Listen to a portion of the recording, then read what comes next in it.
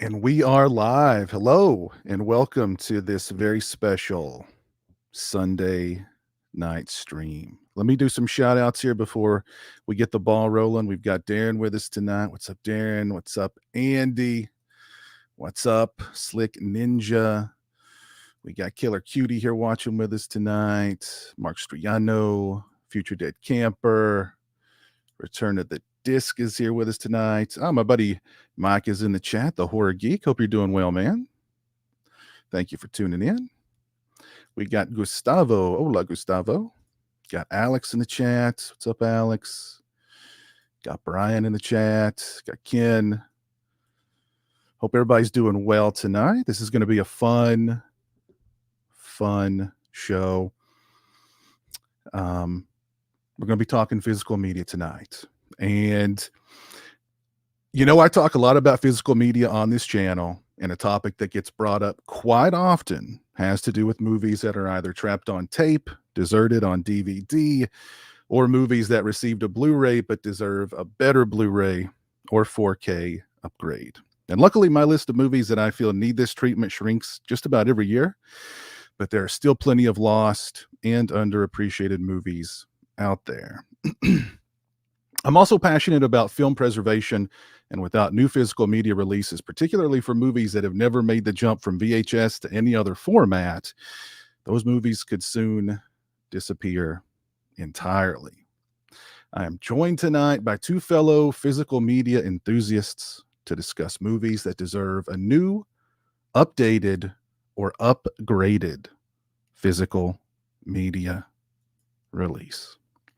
My first guest is making his second appearance on my channel from Terror Vision, Brad Henderson. What's up, Brad? How's it going? What's up? Thanks for having me back. Hello, everybody. It's a pleasure. Yeah, it's a pleasure, man. Thank you for wanting to come back. You told me after the last stream you'd never come back. You said you were done. Yeah, I was finished. Yeah, you said you were done with me. Like this was the worst experience of your life. So I'm surprised you came back. But you know, I'm here. You must be a glutton for punishment. But I'm here. Twisted his arm a little bit, you know, little payola, but you know, whatever. Got to grease the wheels. How have you been, Brad? I've been well. It's been a lot has changed for me since the last time I was on this show. Mm-hmm. But yeah, things are going pretty well in life and work in general. So yeah, I don't really have anything personally to complain about in my personal life. Of course, I could complain about other things surrounding this world, but for me, personally, I've been fine. So okay, all right, got some love for you in the chat tonight. Dream Emulator says you're a living legend. I am not, but thank you. But yeah, you are with Terror Vision now. Terror Vision is a newer kid on the block when it comes to physical media, but you guys are you're out there, you're moving, you're shaking, you're dropping some really cool releases. John Key's American Nightmare was just announced recently. I'm excited for that one. So yeah, you guys are making some waves. Hopefully bigger ones in 2 weeks, somewhere around there. August 1st. Oh, okay. So keep your eyes peeled. Yeah, that's like, I think that's maybe the first time we said something maybe we said something on a Blu-ray forum, I think I did. But yeah, August 1st is kind of our big day. So Okay. Okay. mainly trying to make people aware that the label exists. Because I think that's kind of a hurdle that we're jumping over a little bit. Is I think that's a growing pains with any new label. Mm-hmm. Is Mm-hmm. that they typically have that launch title, and then sometimes like they have to drag it, or they just don't release as much. Maybe they release 6 titles a year, 12 titles a year. We're trying to do way too many. It doesn't probably seem much right now, but that's because we've been gearing up for about a year. So yeah. Okay. You've heard it here, possibly first.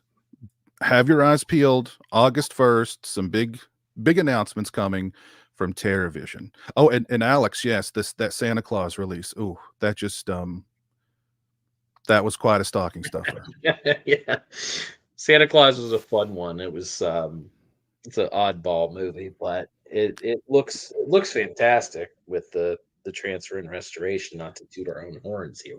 I love that movie. Very I, happy.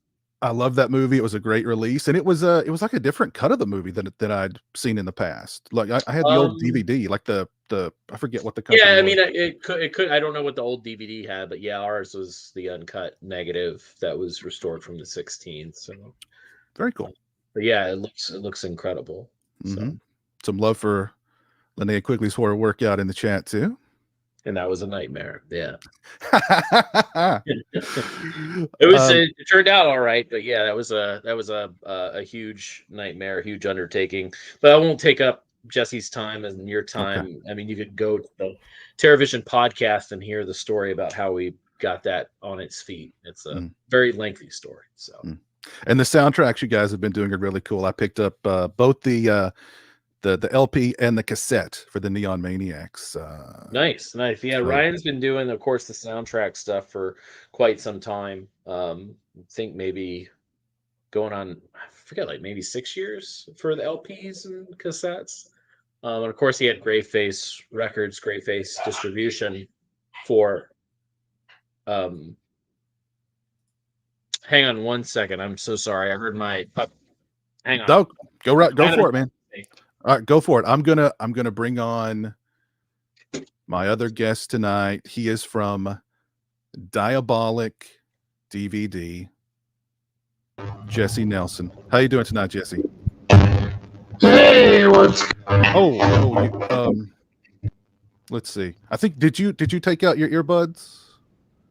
I sure was so long, my do I have no?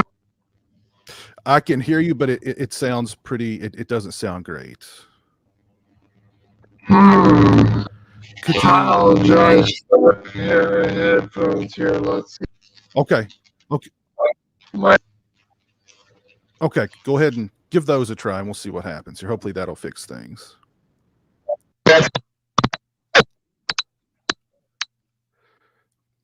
These things happen. Technical difficulties happen. Hang on one second. Let me see if I can. Oh, okay. Okay, there you go. There you are. There you are. All right. Oh, I can hear you. Sounds perfect. You know, maybe the other headphones were still connected. But perfect. There's Brad back anyway. So, and you know, Brad said TerraVision is going to be making big waves. And that sounds like an Abyss reference to me for the full uncut version of the Abyss on 4K. Wow. We heard it here first. No. Apologies. We have 4 dogs, and the dog with a short temper bit the puppy. So I had to run out there. Everything's fine. Wow. Everything's cool. Okay. I scold the other dog. Everybody's cool. We're good to go. Sorry about that. Okay. Live shows, right? Live shows. It happens. And I just checked Dawn of the Discs, and they've scooped the Abyss release. So it's already out there. It's already out there. But Jesse, it's good to see you. That's your first time on my channel. I'm sure everybody here knows about Diabolik DVD. I've purchased from Diabolik DVD many times. Yeah, thanks, guys. Appreciate it. How's everything going with you, sir? Cannot complain. Everything is good. Business is good. It's hot here in New Jersey, but you know, not as hot as some places. So I guess we're fortunate. Is that a dig at me because I'm in Florida? No, it's not. But you know, we have similar weather in New Jersey. It's just swampy up here. Oh God, it's so bad right now. Yeah, it's terrible here. Very muggy. Air conditioning. Very muggy here in Kentucky too. So yeah. But and listen, when business is good for physical media, that's always good to hear. So it's the best. Yeah. Amen. Yeah, absolutely. So we're going to be talking tonight about movies that deserve either a brand new or an updated or upgraded physical media release. As we do with all of these shows, we're going to go around the horn. We've each got our top 5 movies that need this treatment. However, we'll have some in our back pockets for some honorable mentions later on. And you guys in the chat, you're throwing out their titles already. I've seen Elves, Of course, everybody wants elves on physical media for some reason. It's terrific. Sure. That one's one that always gets thrown out there. Cheerleader camp is one that always gets thrown out there. People want their cheerleader camp so bad. So yeah, here we go. All right, here's the elves guy. Yeah. Brundlefly, he wants that elves, man. He wants I those watch elves. it every Christmas. It's a favorite here. Exactly. Yeah. I mean, you got to. But we're going to start with Brad tonight. Brad, what is your first movie? Man, fucking starting with me. Jesus Christ. You're batting lead off, man. Yeah, and I even told you before I didn't even have anything picked. So I would probably one of my because I said I was going to put a spin on this, and my thought of the spin was going to talk about things that no one else is probably asking for. So one of my favorite films is from I think it's from 2002 by Francois Ozon, I think is his name. He directed The Swimming Pool. If you remember that, it was that was in like every video store it seemed. Mm-hmm. Oh yeah. Also directed some Francois Hardy music videos, but he did this film called 8 Women, and it's this kind of Clue-ish musical set around these 8 women that are in this house. You know, a wife, ex-wife, you know, a maid, all that type of thing. And the older gentleman who's upstairs, who's sick, who's like a millionaire, dies, and they figure out that he's been murdered. So they all try to, you know, it's very cute. It's not like a thriller or anything. They all just try to just figure out who killed who in trying to get the money and where he was leaving the money, all that sort of thing. But what's unique about it is it's a musical, but they take already existing songs and they basically perform them. And, you know, some Francois Hardy songs are in there. You know, some just like everything from like the, you know, this 70s, 80s up to even to more recent films. And it's I'm drawing a blank on her name. She plays in some of the Demi films from like Young Girls of Rochefort. And she was in Repulsion. She's the lead in Repulsion. Catherine Deneuve. Yeah, maybe I said that incorrectly. But yeah, she's the lead in it. You know, obviously she's older because it's 2002 now. I mean, Young Girls of Rochefort was like 1967 or something like that. But yeah, it's just this ultra cute, just fun musical. I'm a huge musical fan anyway. So sorry, this is like maybe not horror, but there is a murder in it. But yeah, it's something that I've always really, really loved. And I did this in high school. I kind of did this French film project, and I kind of just consumed a lot of French films around that time, from like 1998 to like 2000 to 2003. And I just watched as much as I could, and that was one of them. And I was just completely enamored with it from the very start. And I probably watch it like once a year. It's just, it's beautifully shot. I mean, there's a guy that directed The Swimming Pool, for Christ's sakes. Mm-hmm. But yeah, it looks phenomenal. And it's just had like a shitty DVD overseas. I don't even think it had a DVD in the US. Mm-hmm. But it had, you know, a French DVD. That I know of. That's what I have. I mean, there could have been a DVD here, but I don't think it's ever had an upgrade anywhere. Did The Swimming Pool ever get anything beyond like a DVD release? Just think The Swimming Pool has a DVD too. Okay. I'm after both of those movies anyway, but yeah, it's just that those. I mean, I love The Swimming Pool. I think that was something that I recommended countless times when we worked at the video store. If anybody was into, you know, foreign films, but yeah, that's a unique movie, really, really good. But yeah, 8 Women for sure. Okay, very cool, very cool. Jesse, what have you got on your list? So the first thing I've got on my list is The Rapture, which is a Michael Tolkien movie, who people probably know from, he wrote Robert Altman's The Player. But aside from that, he directed 2 movies, The Rapture and New Age. The Rapture is, it's Mimi Rogers and David Duchovny, who are swingers and decide to become born again Christians. It's a terrific movie. I don't think there's even been a DVD release. Yeah, there's never been a DVD of that movie. Yeah. Yeah, I have the Laserdisc. I remember buying that when it first came out. And, I looked up Michael Tolkien to see what he had been up to. And evidently he made a show for Paramount Plus last year that he was the showrunner with Miles Teller. It was called, I wrote a note of what it was called because I'd never even heard of it. The Offer. So it's some satire of studios that he wrote last year for Paramount Plus. That's with that kind of cast, because I was just looking it up. I'd never heard of it, but I mean, like you said, Mimi Rogers, David Duchovny, Will Patton is in it, James LeGros is in it. You got a good cast in this movie. It was a Columbia TriStar film. Like, yeah. What's up? Why is it not on? It's terrific too. Yeah, and you see David Duchovny's doodle, famously. Okay. Yeah. On the Laserdisc, you could pause it just at the right moment and all the clarity of Laserdisc. That's a selling point right there alone, right? Yeah, I'm sure Mr. Skin has that on his site. But I mean, that's going to move some units right there alone. You said units. I did, didn't I? I did, yeah. Didn't I? Yeah. Well, double entendre. Yeah, it turned into Beavis and Butthead all of a sudden.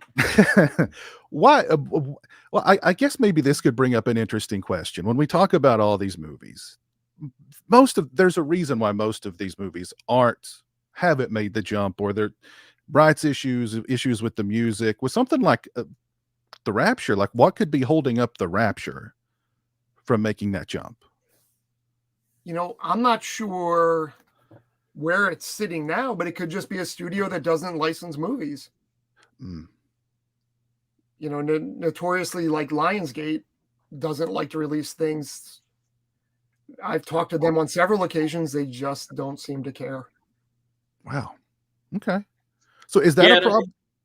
I was going to say, another part of that is that, there's a misconception, that a lot of studios, own stuff, but there's a lot of stuff that just goes right back to the filmmakers, producers, and if the producer dies, and it goes to the family, and then you got to track down the family, you got to find, film elements, if it does have music, like you got to clear a lot of things. So it's like I've always said, every film is a different journey, because nothing's ever the same. Some things can happen overnight, and then other things could take 5 years in the making. So.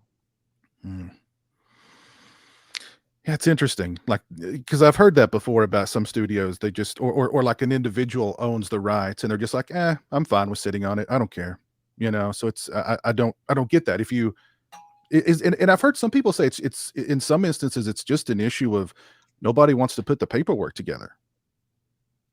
It's just something as simple as that. Yeah, no, it's various things. I mean, sometimes people just think that a bigger deal is going to come along, because I mean, you have to think that a lot of these films that we're after, from the 70s, 80s, 90s, even in the early 2000s, when they did film deals with studios or someone bought something, they would make millions of dollars. In this industry right now, we're not paying millions of dollars for licensing, unless it's like a big package deal or something like that. But no one's buying a movie for $3 million. I mean, you give a moderately priced, minimum guarantee on something, even maybe 20, 30, that's even still a lot, just depending on what the film is, and also how is it going to do? Because it's one of those things where a lot of people like to ask for things, but sometimes they just don't move as fast as they've been asked for. That's the other thing. I think this is a dig at anything, but more people are excited about announcements than actually buying stuff. Yeah, you're not wrong about that. So, and it's tough because, people want to wait to the last minute till something's on sale and then it goes out of print, or they want to wait till the very last second to get a slipcover. And it's that whole aspect I just hate. It's more or less just, we're working really hard to get these movies out. And, if you want it, you want it. Let's not worry about announcements. Like the thing that's going to actually get more movies out is purchasing the stuff and supporting and talking about the labels and getting other people to buy other things, because all that does, it doesn't put money in our pockets. It puts money into other projects to get more titles out there and to spend more money on more titles to purchase, because a movie could be something where you have a deal with a filmmaker like 50-50, from $1, or you might pay $50,000 to $100,000 for the rights on something, depending on the how big the movie can be, so there's all types of ranges. And plus then you have your own passion projects. That's the other thing, is that I'm sure Jesse has these like golden goose things that he wants to do. So do I. And it's like, yeah, I would be maybe willing to spend a lot more money myself than another label would, so we can come along and steal it because we're more passionate about it, or I like the movie more. Anything like that. But anyways, I'm not going to ramble, but I don't know where I was going with it, but well, and I should apologize to Jesse, because I completely neglected to mention Cauldron, and what you guys are doing over at Cauldron, which I think is fantastic. And I've actually got a video coming out tomorrow talking about my favorite physical media releases of this year so far, and there is a Cauldron release on that list. So yeah, Cauldron Films, if you guys aren't aware, Cauldron, they're doing some great stuff over there too. Somebody just mentioned the City of the Living Dead release that y'all dropped earlier this year. Fantastic release. My favorite Fulci, great release. Me too. All-time favorite movie. Oh yeah, great. I mean, great not number one, but an all-time favorite movie. Oh, of course. Yeah. Of course. So you guys are dropping some deep cuts here.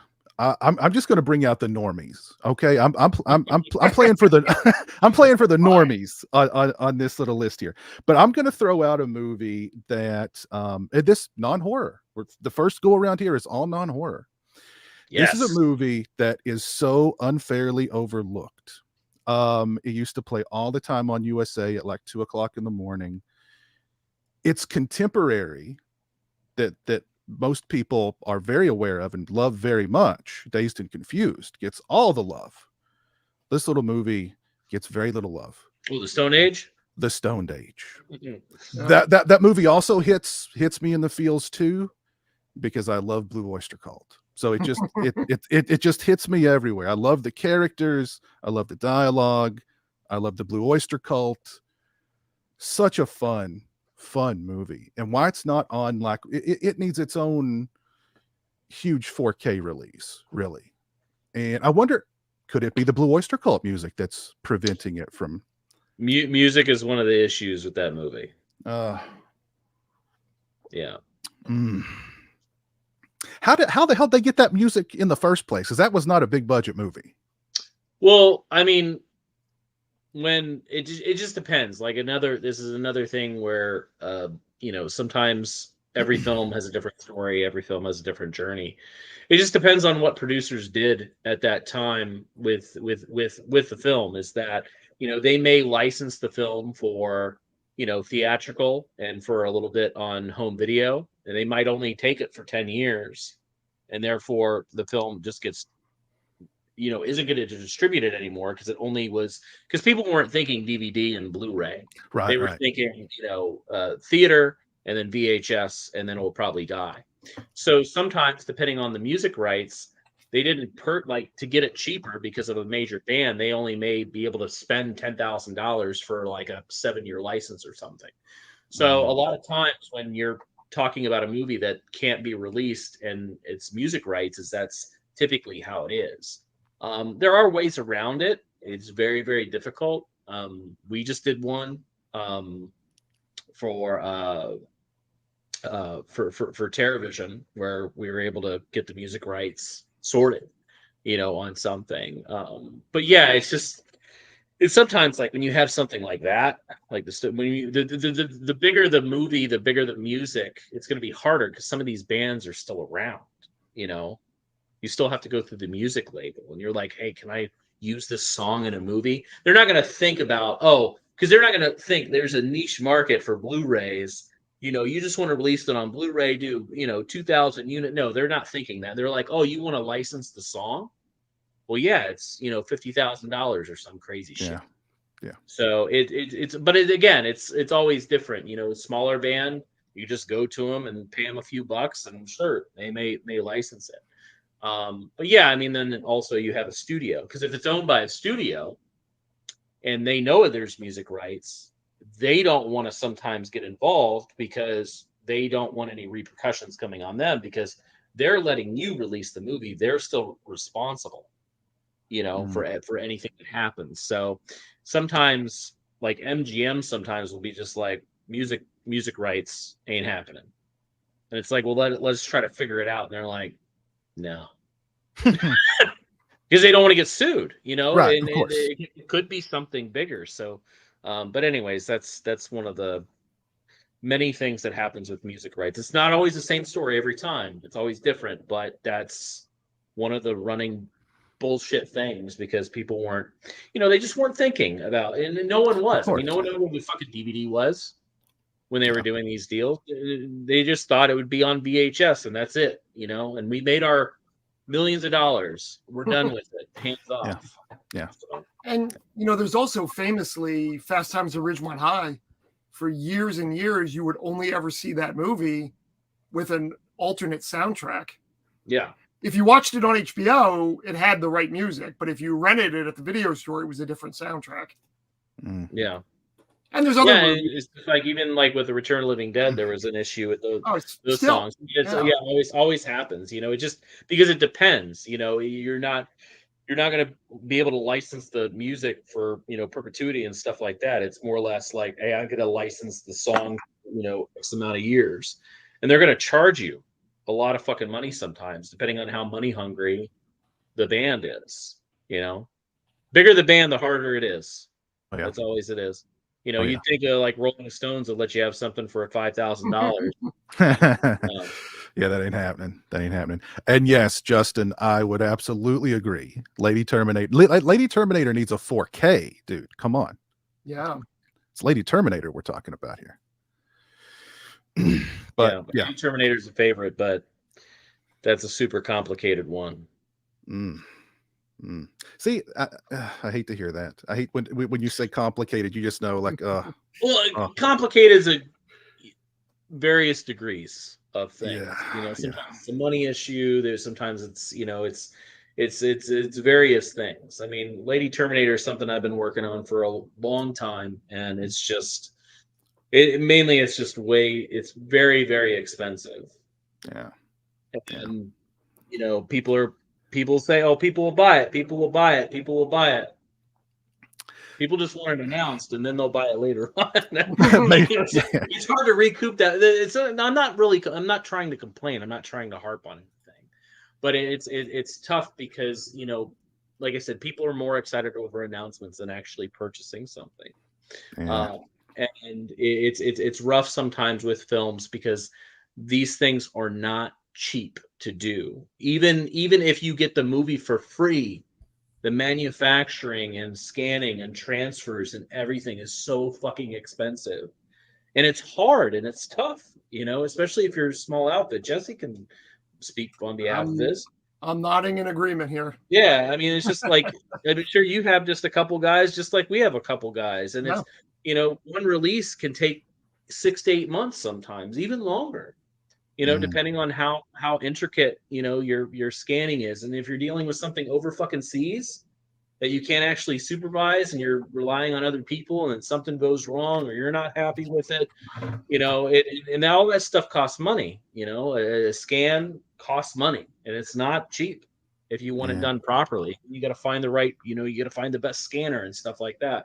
And that's not even talking about the license fee. Someone wants $30,000, $50,000 for a movie before you know it. Like Shrigala for us, I forget what it ended up costing, but it was like over $30,000, $35,000. I watched it last night for the first time. And that movie, that was a big risk, because it was a movie that no one's ever heard of. It's never been on DVD, VHS anywhere in the United States or any other country, really. We couldn't even find, even with Rappi Films, they couldn't even verify it had a VHS release in Indonesia. Wow. The only thing they ever knew about was a VCD that was edited. So that was a huge thing. And then getting the material that was lost, that was cut, You know, I mean, now, yeah, that's a very, very expensive, you know, movie to do. And that's the thing, is every movie's expensive. Oh yeah. So, anyways. By the way, Jesse, how long was that process to bring City of the Living Dead out? We fast tracked that one. So, okay. You know, we started working on that one as soon as we got it. So it was a little quicker than some other things. And we've had things just, they kind of just keep getting pushed to the back burner as other things come up. You know, this one's a little easier to work on, so we're going to push this one up. This one's a little bit bigger of a title. We're going to push that one up.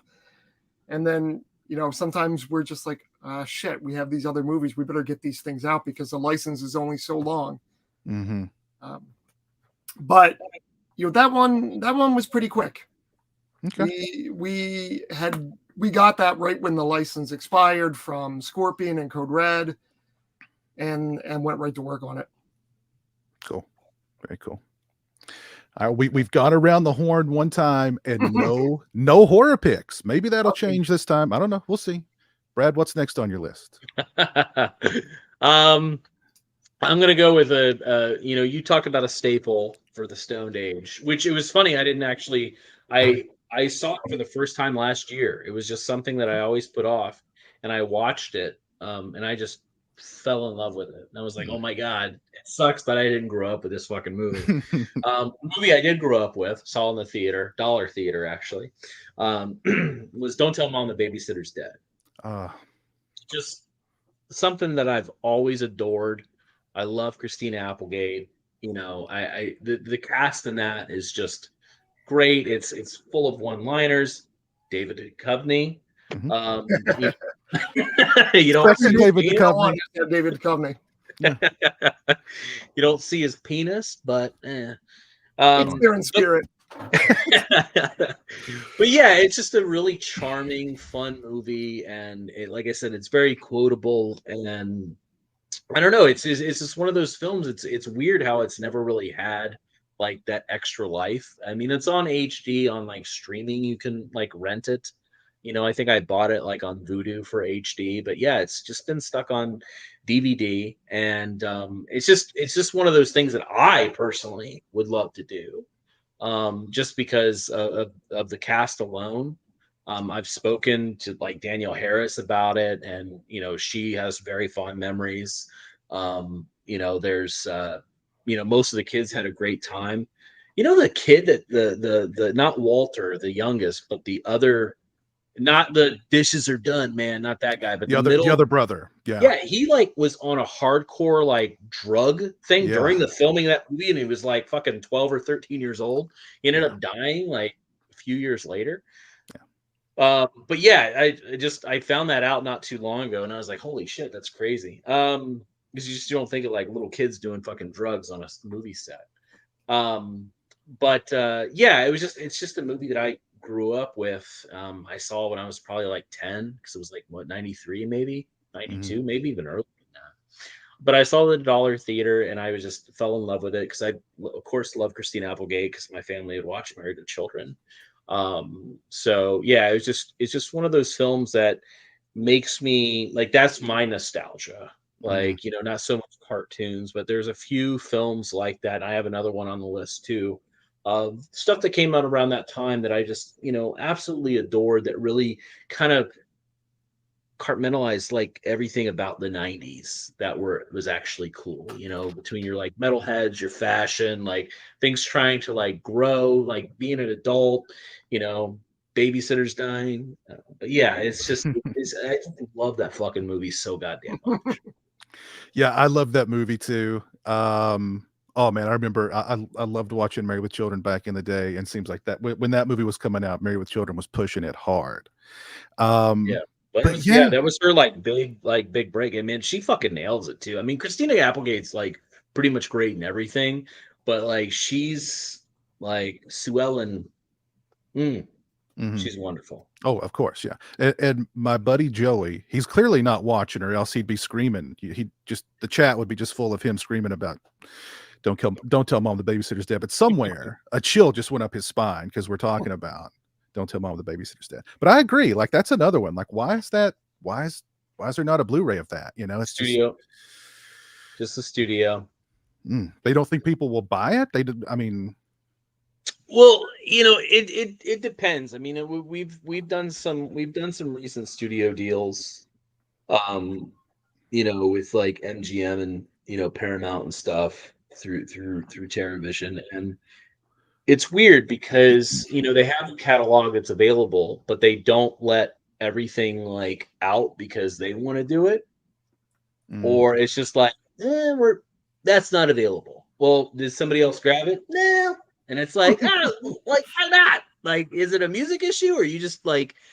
And it's just weird. Like, there's always like weird scenarios, and it could be. And here's the other thing: is that sometimes if the director is involved, like you joked about The Abyss, you ain't getting shit done if fucking James Cameron's involved. No. You're not going to be able to license a fucking Spielberg movie because those filmmakers are so powerful. They have a say. Like, yeah, we did an MGM deal. Was I able to get Terminator? Absolutely not. It's off the fucking table. No, you can't do it unless Cameron actually signs off and supervises everything. And then then he's just going to change everything anyway, and it's going to be fucking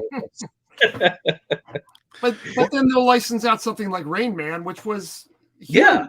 Which is crazy. Yeah. But I mean that's that's part of like the fun in the game, but it also is fucking irritating. Yeah. Yeah. But yeah, good for MVD getting Rain Man. So absolutely. Yeah.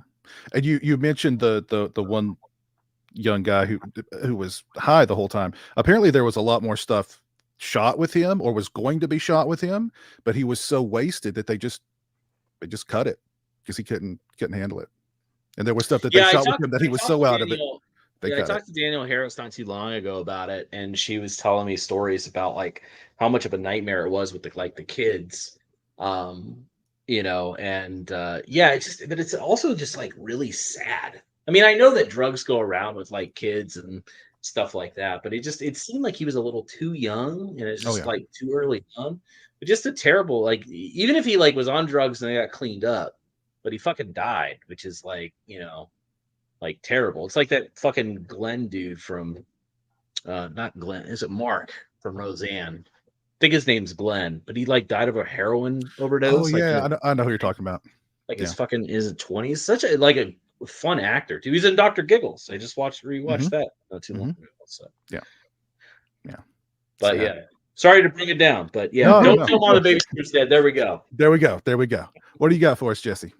Well, I want to bring up another movie that I have nostalgia for, which is Super Fuzz. I'm probably a little older than you guys. So when I was a kid, HBO didn't even show movies all day. They started programming in the afternoon. So I'd come home from school and Super Fuzz was on probably every day. Now, for anyone that doesn't know Super Fuzz, it's Terrence Hill, who's famous for My Name is Trinity, but also all the movies that he made with Bud Spencer. And it's Terrence Hill and Ernest Borgnine, and Terrence Hill is involved. He is in the Florida Everglades when there's a test of a nuclear bomb, and he becomes a superhero police officer, except when he sees the color red, when he loses all of his power. Terrific movie, super fun, really awful theme song that you cannot get out of your head. Now we looked into putting this out, and the company that has it wanted us to buy all of the Terrence Hill and Bud Spencer movies that they owned, which was, I don't even think it was all of them, but it was somewhere around 12 or 15 of them. And we just had no interest in dipping our toes in all that. So that's probably why that one is not available in the US. But I don't think there's even a Blu-ray anywhere of that one. I'm going to have to add that to my list. It's great. Okay. I'm going to add it to my list for sure. Cool. All right. Super Fuzz sounds like a fun movie. A lot of love for Super Fuzz in the chat too. So yeah, Super Fuzz is great. All right, cool. That's another one I'm adding to my list. So far I've got the Rapture on there and Super Fuzz. That's quite a double bill right there. You don't see Ernest Borgnine's penis in Super Fuzz. Damn it. Damn it to hell.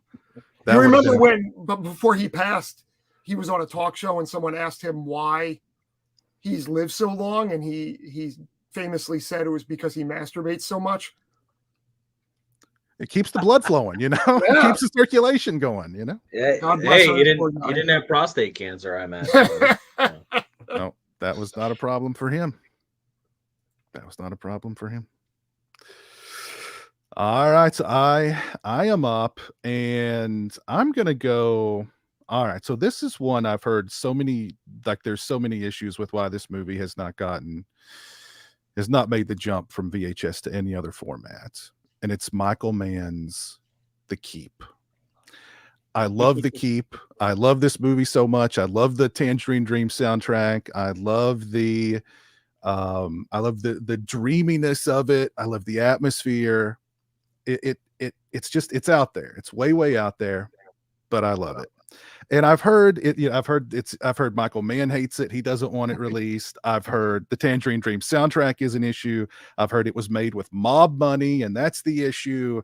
I don't know, but I love The Keep. I think it was maybe Viavision did like a DVD release of it a few years ago, and that was supposedly official, but I don't know. I don't know how they did that, but that was Australian, so it depends with Australian films. Even if it's a big studio owned, they go through different avenues that are licensing. So if they go through like Park Circus or something like that, then those films are available to them, which is not available to us.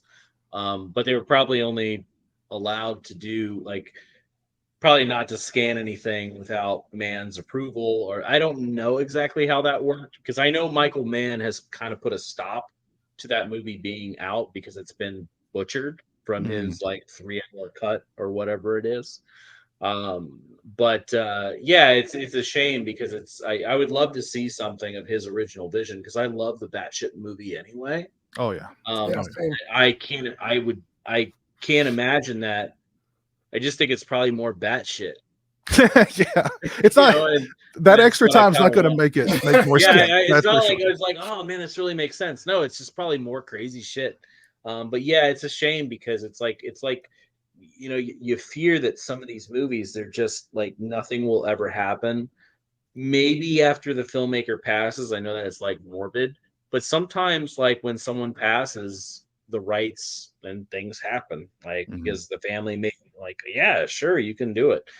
I think that's the story, like how Alligator was done by Scream Factory. That wasn't a studio. The producer that owned it didn't want it out, and they literally had to wait for him to die so they could make a deal with his family. Like, that shit fucking happens. It's crazy. Yeah. And yeah, that 3-hour cut, I mean, those elements probably don't exist, but God, if they did, I would love to see that full cut. My goodness. You know what's weird about The Keep is it's based on a book, and there's a series of books, but the monster in The Keep is a vampire, which is why there's crosses all over the inside of The Keep. I've never read anything but the first novel in that series, but it's just totally a vampire.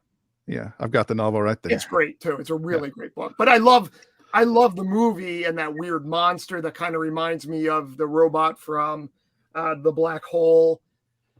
Just the way he floats around, and he's so menacing. But the other thing about Michael Mann is, I heard that story.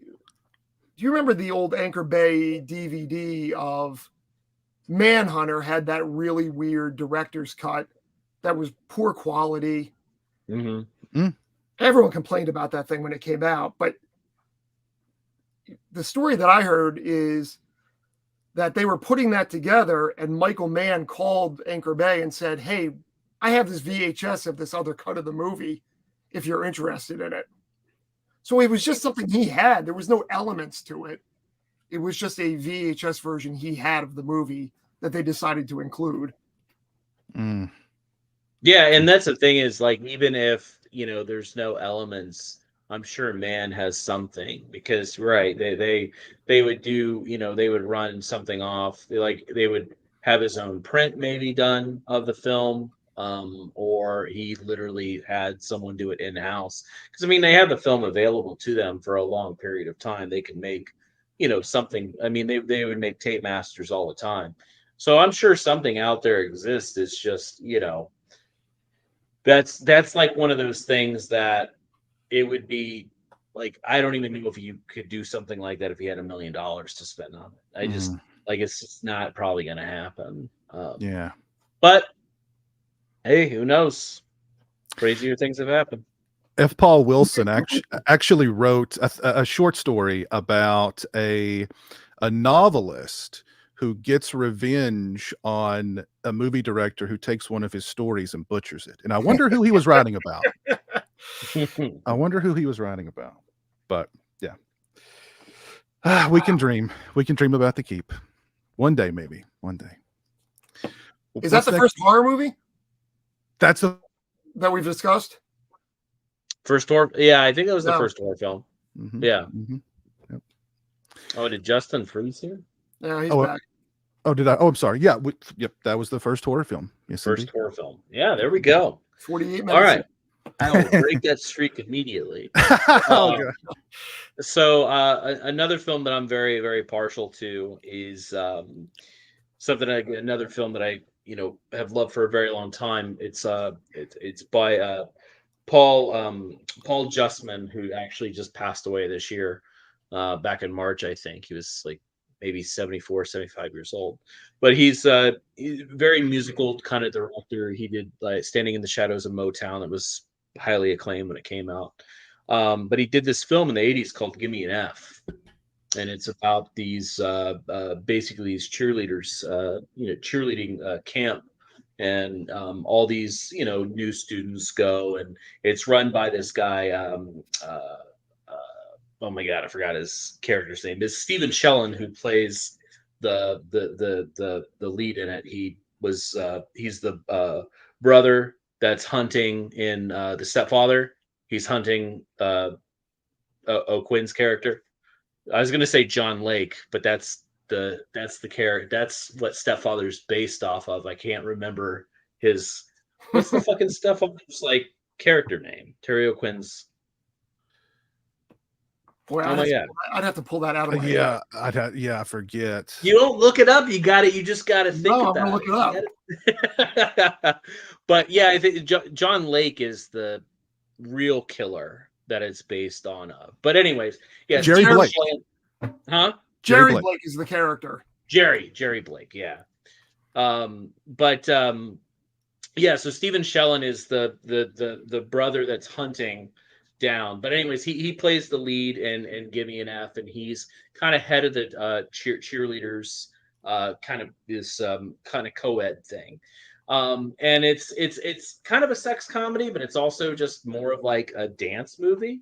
So there's like incredible dancing. It's actually choreographed partially by Peggy Holmes, who does a lot of Disney choreography. So like she'll like draw, like basically there's a musical scene in one of the Disney films. She'll tell them what to do to animate for the dancing. But anyway, she choreographed the film, and it also had Mark Sellers, who did he does the Roscoe. There's a guy named Roscoe McGuinn that's in the film who has an incredible dance. And Mark Sellers, he was the partial choreographer on Body Rock, which is pretty well known, which needs a Blu-ray release. And then he was one of the zombies in Thriller. But anyways, he did a lot of the dancing in the film. It also has Lisa Wilcox and Darcy DeMoss before they were like popular. They are in the Ducks team, but it's just like this kind of sex comedy with a little bit of just like a musical dancing twist, just because of Paul Justman's background of being a music guy. And then the cool part is that, even though it has like the soundtrack, the Bobby Kimball from Toto, he did like 3 solo songs on this album, and they are just fucking incredible. Oh my God, they're so fucking good.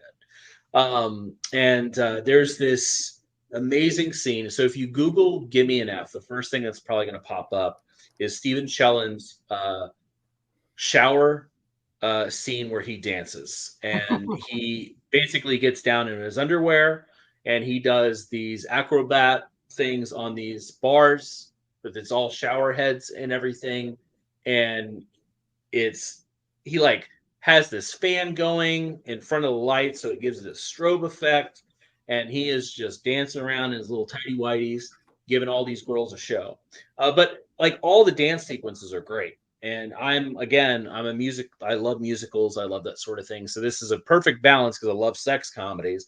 Perfect balance between sex comedy and dancing. And yeah, it's just it's also shot by Mario DeLeo, who did like Terror on Alcatraz and oh my gosh, I'm drawn up. He's done a lot of like crime, like a lot of stuff in the 70s and 80s. And it's just odd that he shot this because he's known for kind of more of a gritty approach with his films and shooting them. And yeah, he did what's that movie called? The Evil.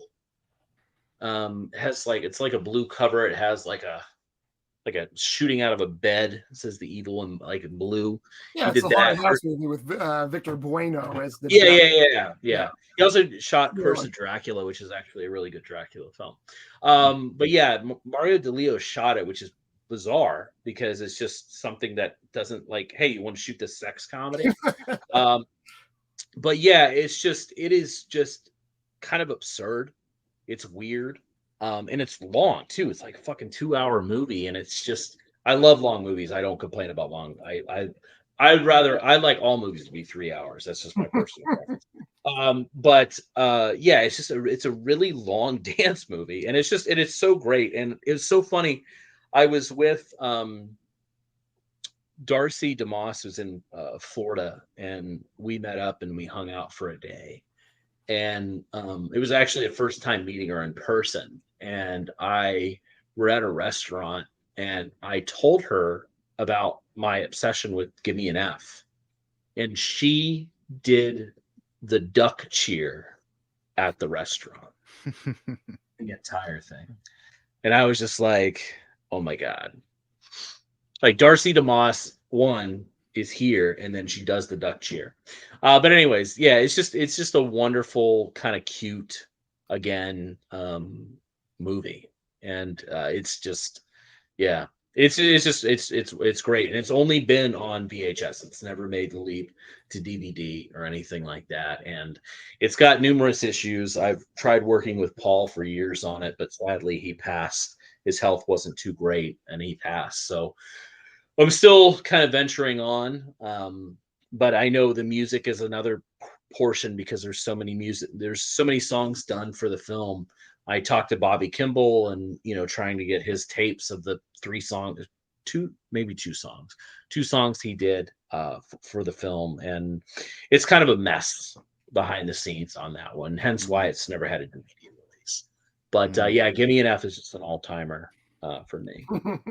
Very cool. Okay, another one going on my list. Okay. Cool. Very cool. Give Me an F. Sounds like a fun time. And having Darcy DeMoss do the whole routine in front of you. Wow. Oh, Darcy's so fucking cool. She's super chill, and she just loves pretty much anything you bring up, she loves, unless you like mention Wings Hauser. But other than that, she's a doll. She's so wonderful. I find that hard to believe because all I've ever heard about Wings Hauser is how easy he is to work with. No comment. Oh Lord, I love the Nico Masterikis commentaries where he talks about working with Wings Hauser. Yet he continued to work with Wings Hauser anyway. Do you remember the time that I broke the news that Wings Hauser died on social media? Yes, I do remember that. Yeah, and to kind of tell a story about that is that we were working on Champagne and Bullets, which is a film that I acquired and worked with John DeHart on for a while. And so the whole thing was trying to get Wings to do an interview because he was on fucking cocaine during that shoot. And we're talking to his wife and everything, and John's calling him, and let's do an interview. And then John calls me up one day, and he's crying. And he's like, Wings is dead. He died in his sleep. And I was like, what the fuck? This is crazy. And like a few days pass, and he's sent this obituary of Wings Hauser, and he sends it to me. And I was like, is no one fucking talking about Wings Hauser dying? Like, I was sad that no one was actually talking about, because even though Wings is crazy, his filmography is insane. He's wonderful. Like, Wings Hauser makes movies 10% better. Like, always. 100%. Even if it's the shittiest movie, he makes it a little bit better. And I was just so distraught that people weren't talking about it. And so I said that because I was just really sad. And then his wife like got on like Instagram, but she gave this like superimposed picture of him, and it was really weird looking. And so I was like, is she like not saying he's dead?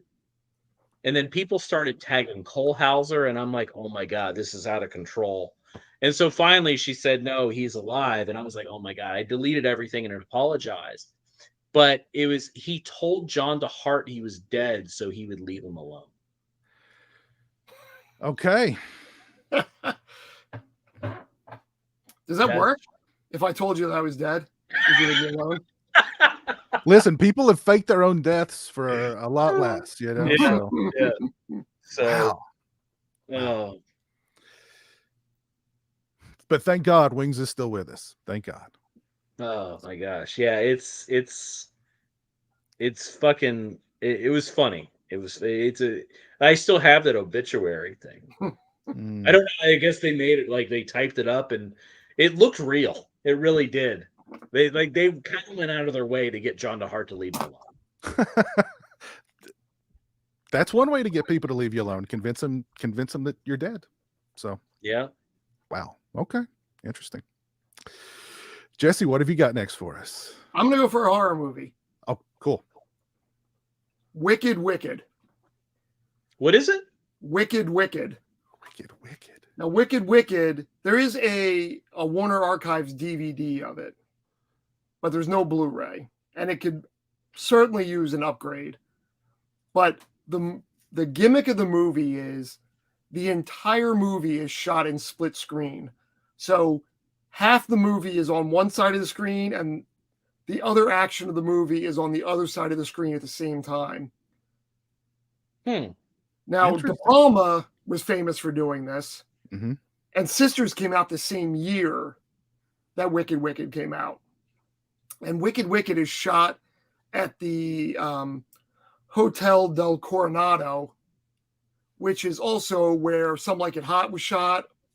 And a movie that I'm much more familiar with is The Stuntman was also shot there. And it's about a handyman who is killing residents of the hotel. But the whole time being told in this duo vision, they call it, with the split screen going on. And the movie's a little inept, but it's obviously a gimmick, but I think it works really well with the movie. And it's fun to watch, like the guy walking down one side of the corridor and coming up the other. The whole movie, not just sometimes, the entire thing. Okay.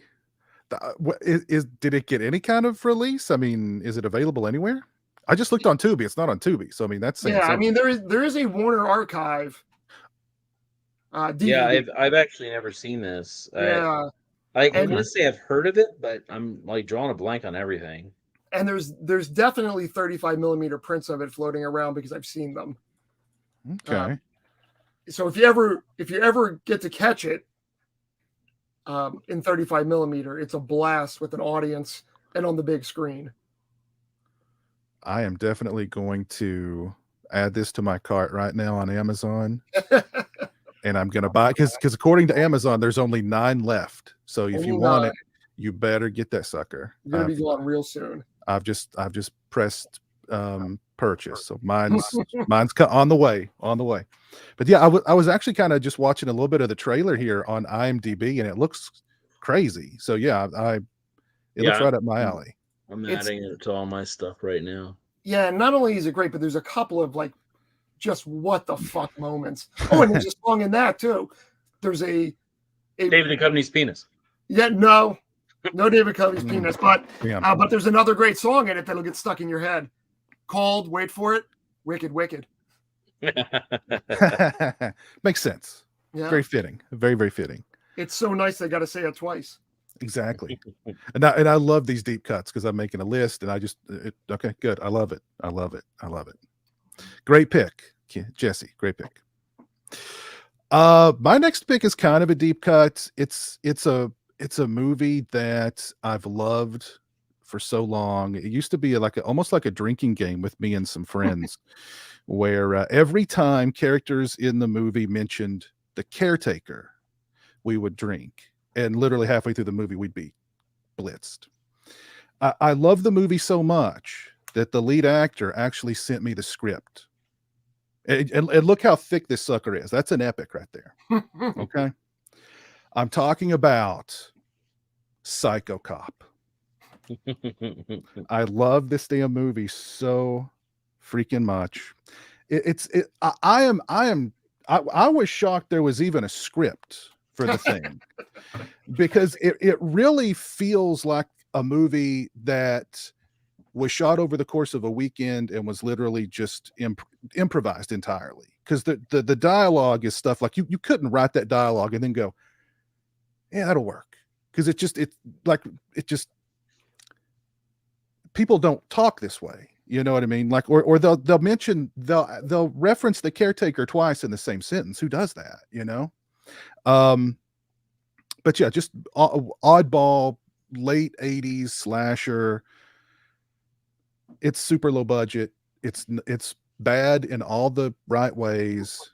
I love it to death. The sequel got a Vinegar Syndrome release several years ago, and I was hoping against hope that Psycho Cop would get that the original film would get that same treatment, and it's unfortunately not happened. So it has a lot of issues. And the sequel's out of print now too. I'm glad I've got that sequel. And Bobby Ray actually wrote the third installment of the film. He sent me the script. It is Psycho Cop in the Hood. That is a doozy. It was quite a read. It was quite a read, let me tell you. Was he inspired by Leprechaun in the Hood? Possibly. But yeah, like what could be hindering that movie? I know it's not the music, and I mean, who's sitting on Psycho Cop thinking I'm going to get a big payday out of this baby someday? It's not anything like that. I can't talk too much about it, but it's a little complicated. Damn, that sucks. Yeah. Damn. One day. Here's the thing: it is a possibility. Well, that's good. That's good.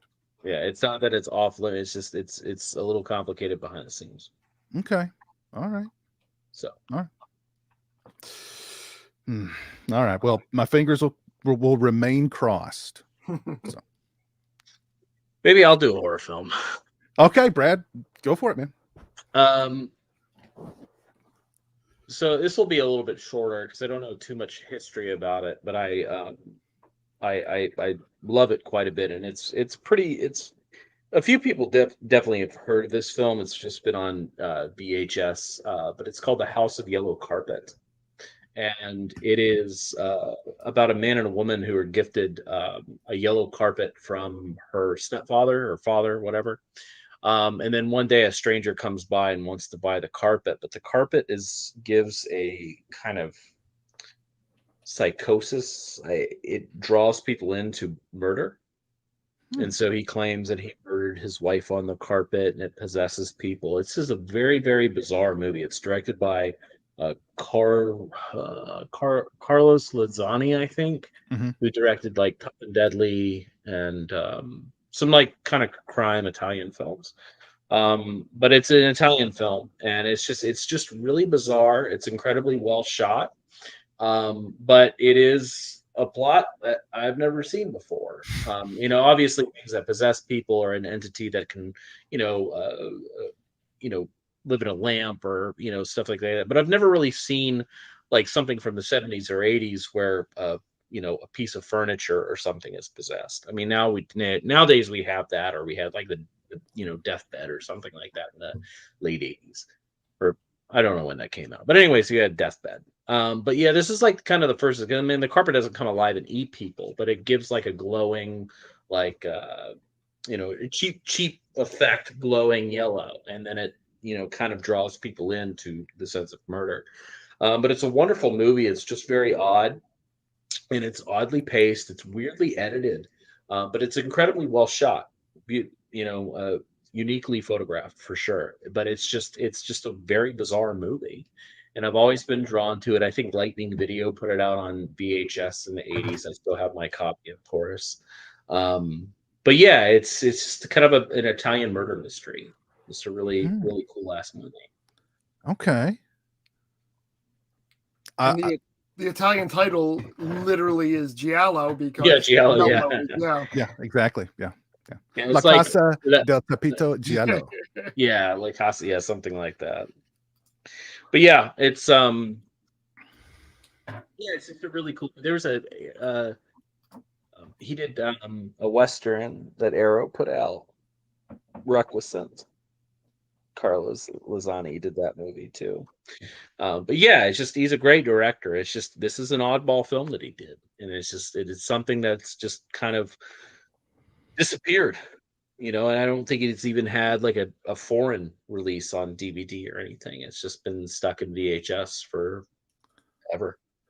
Yeah, I was looking it up. I couldn't find it anywhere. Yeah. So, damn. Oh, by the way, okay. Wicked has gone down from 9 copies to 4 copies on Amazon. So hurry, Jesse. They should give you a cut. Oh. They should give you a cut of that. I don't know if I have it in stock, but I do carry it, but I don't know if I have it in stock. I have to buy it too, so I just put it in my. Fine, I guess I'll have to do it too. Okay, that's 3 left. That's 3 left.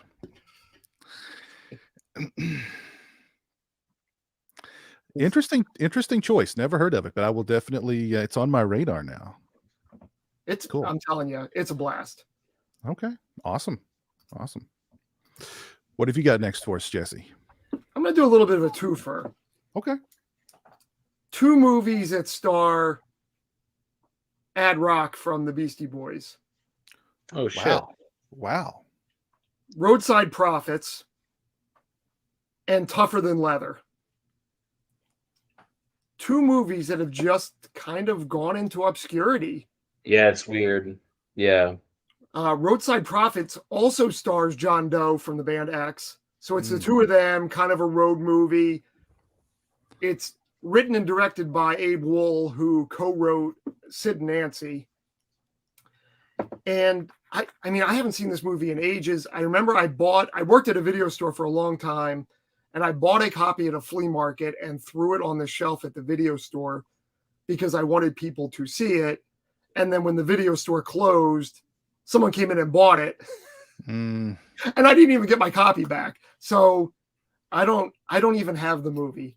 But it's on my list of things that I would love to see a release of. You know, not necessarily something that I'd like to do, but I wish it was available. That's so Ad Rock and John Doe in a movie. Ad Rock and John Doe, yeah. Wow. Okay. I mean, you get Tougher Than Leather, that it's Run DMC, and that's a fucking Rick Rubin directed that movie. Rick Rubin directed it and stars in it. And then all of Russell Simmons' family is in it. So I guess Russell Simmons probably fronted the money for that movie, if I was a betting man. And you know, I've got to imagine that movie, he probably owns it to this day, or almost certainly all the music from it. It's got to be a nightmare. But it was a studio movie. Yeah, I'm gonna look into it, because I completely, honestly, it's one of those movies, you know, it's when you have these conversations sometimes, it's like you love a movie and then you just completely forgot about it and it's not on your list to like look up. It happens to me all the time. But yeah, I'm gonna look this one up. Yeah, very cool. A little too for the production company I'm looking right now is Deaf Pictures. So definitely, Yeah, it's definitely owned by Russell Simmons. Yeah. Oh yeah. Oh yeah. They also did Gridlocked with Tupac and Tim Roth. Okay. I saw that in the theater. Yeah. Oh, I remember that one now. I have seen that. Yeah, that's another good one that would probably do really well on home video.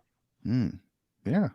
What was the other movie Tupac did around the 90s? It was Jim Belushi was in it, right? Oh, the cop movie. Yeah. What the hell was the name of that movie? Ah, God, that's a good question. Gang related? Is that the Gang one? related? Yeah, Gang yeah. related. Yeah. That movie was pretty cool too. I remember. I haven't seen it in like 20 years, but yeah. Didn't Tupac and Mickey Rourke do a movie together too?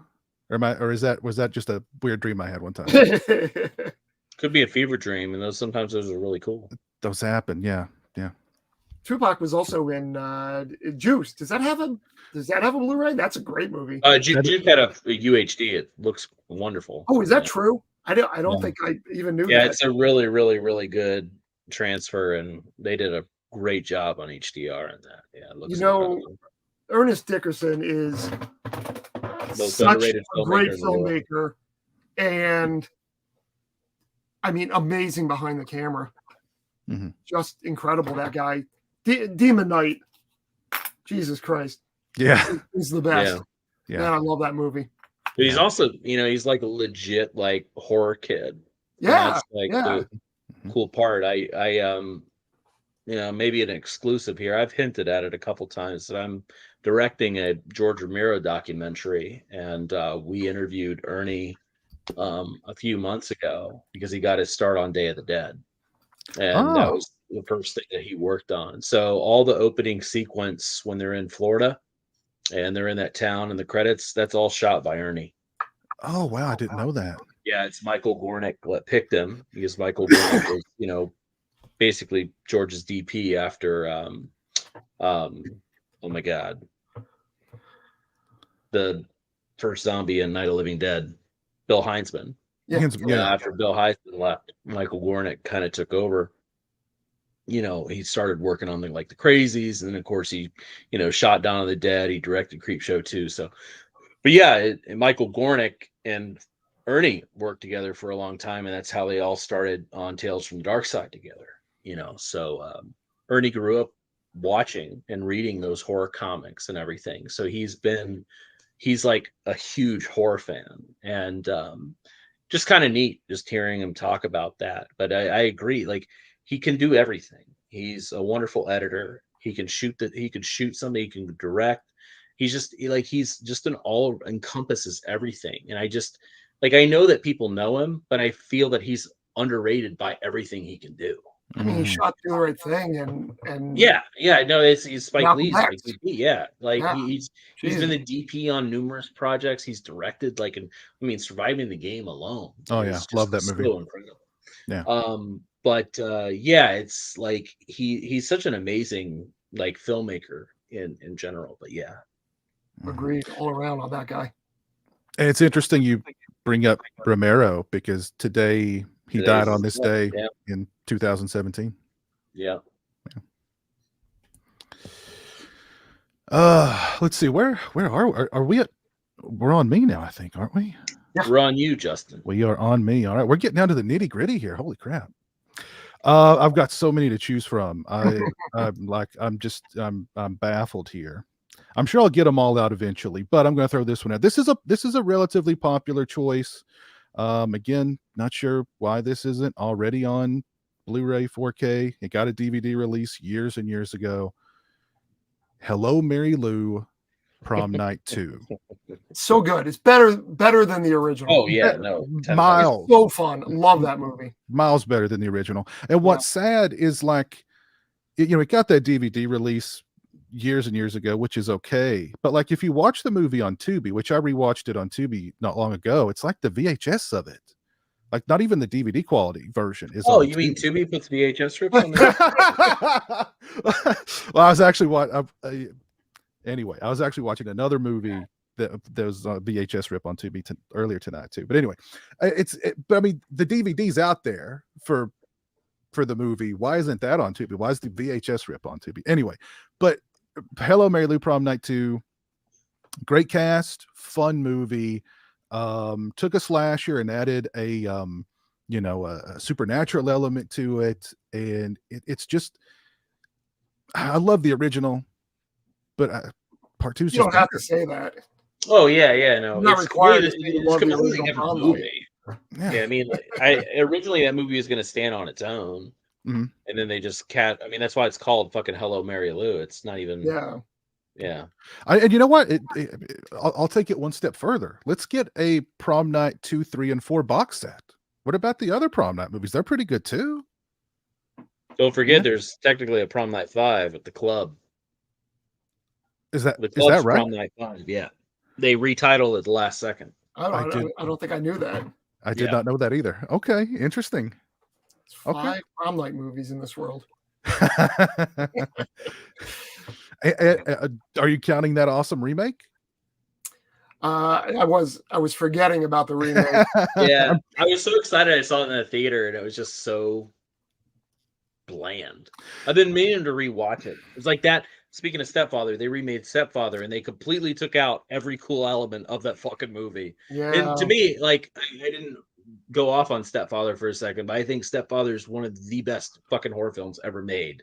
It's great. Like, hands Of down. course, And yeah. I can't believe it's such a fucking neutered movie. It's insane. But anyways. Yeah. So let's just get all the Prom Night movies out. Even no, let's leave the club in the club, and let's continue to forget that the Prom Night. Yeah, I remake- mean, don't the club isn't a great movie, but yeah, that was originally they filmed it under Prom Night 5, and then they changed it because who knows why. Yeah. Well, and I think even like Prom Night 4, that had to be like something that was not originally a Prom Night movie. It's just Well, no, those are all written by the same dude, I think. oh, okay. Yeah, I want to say because Mary Lou carries over.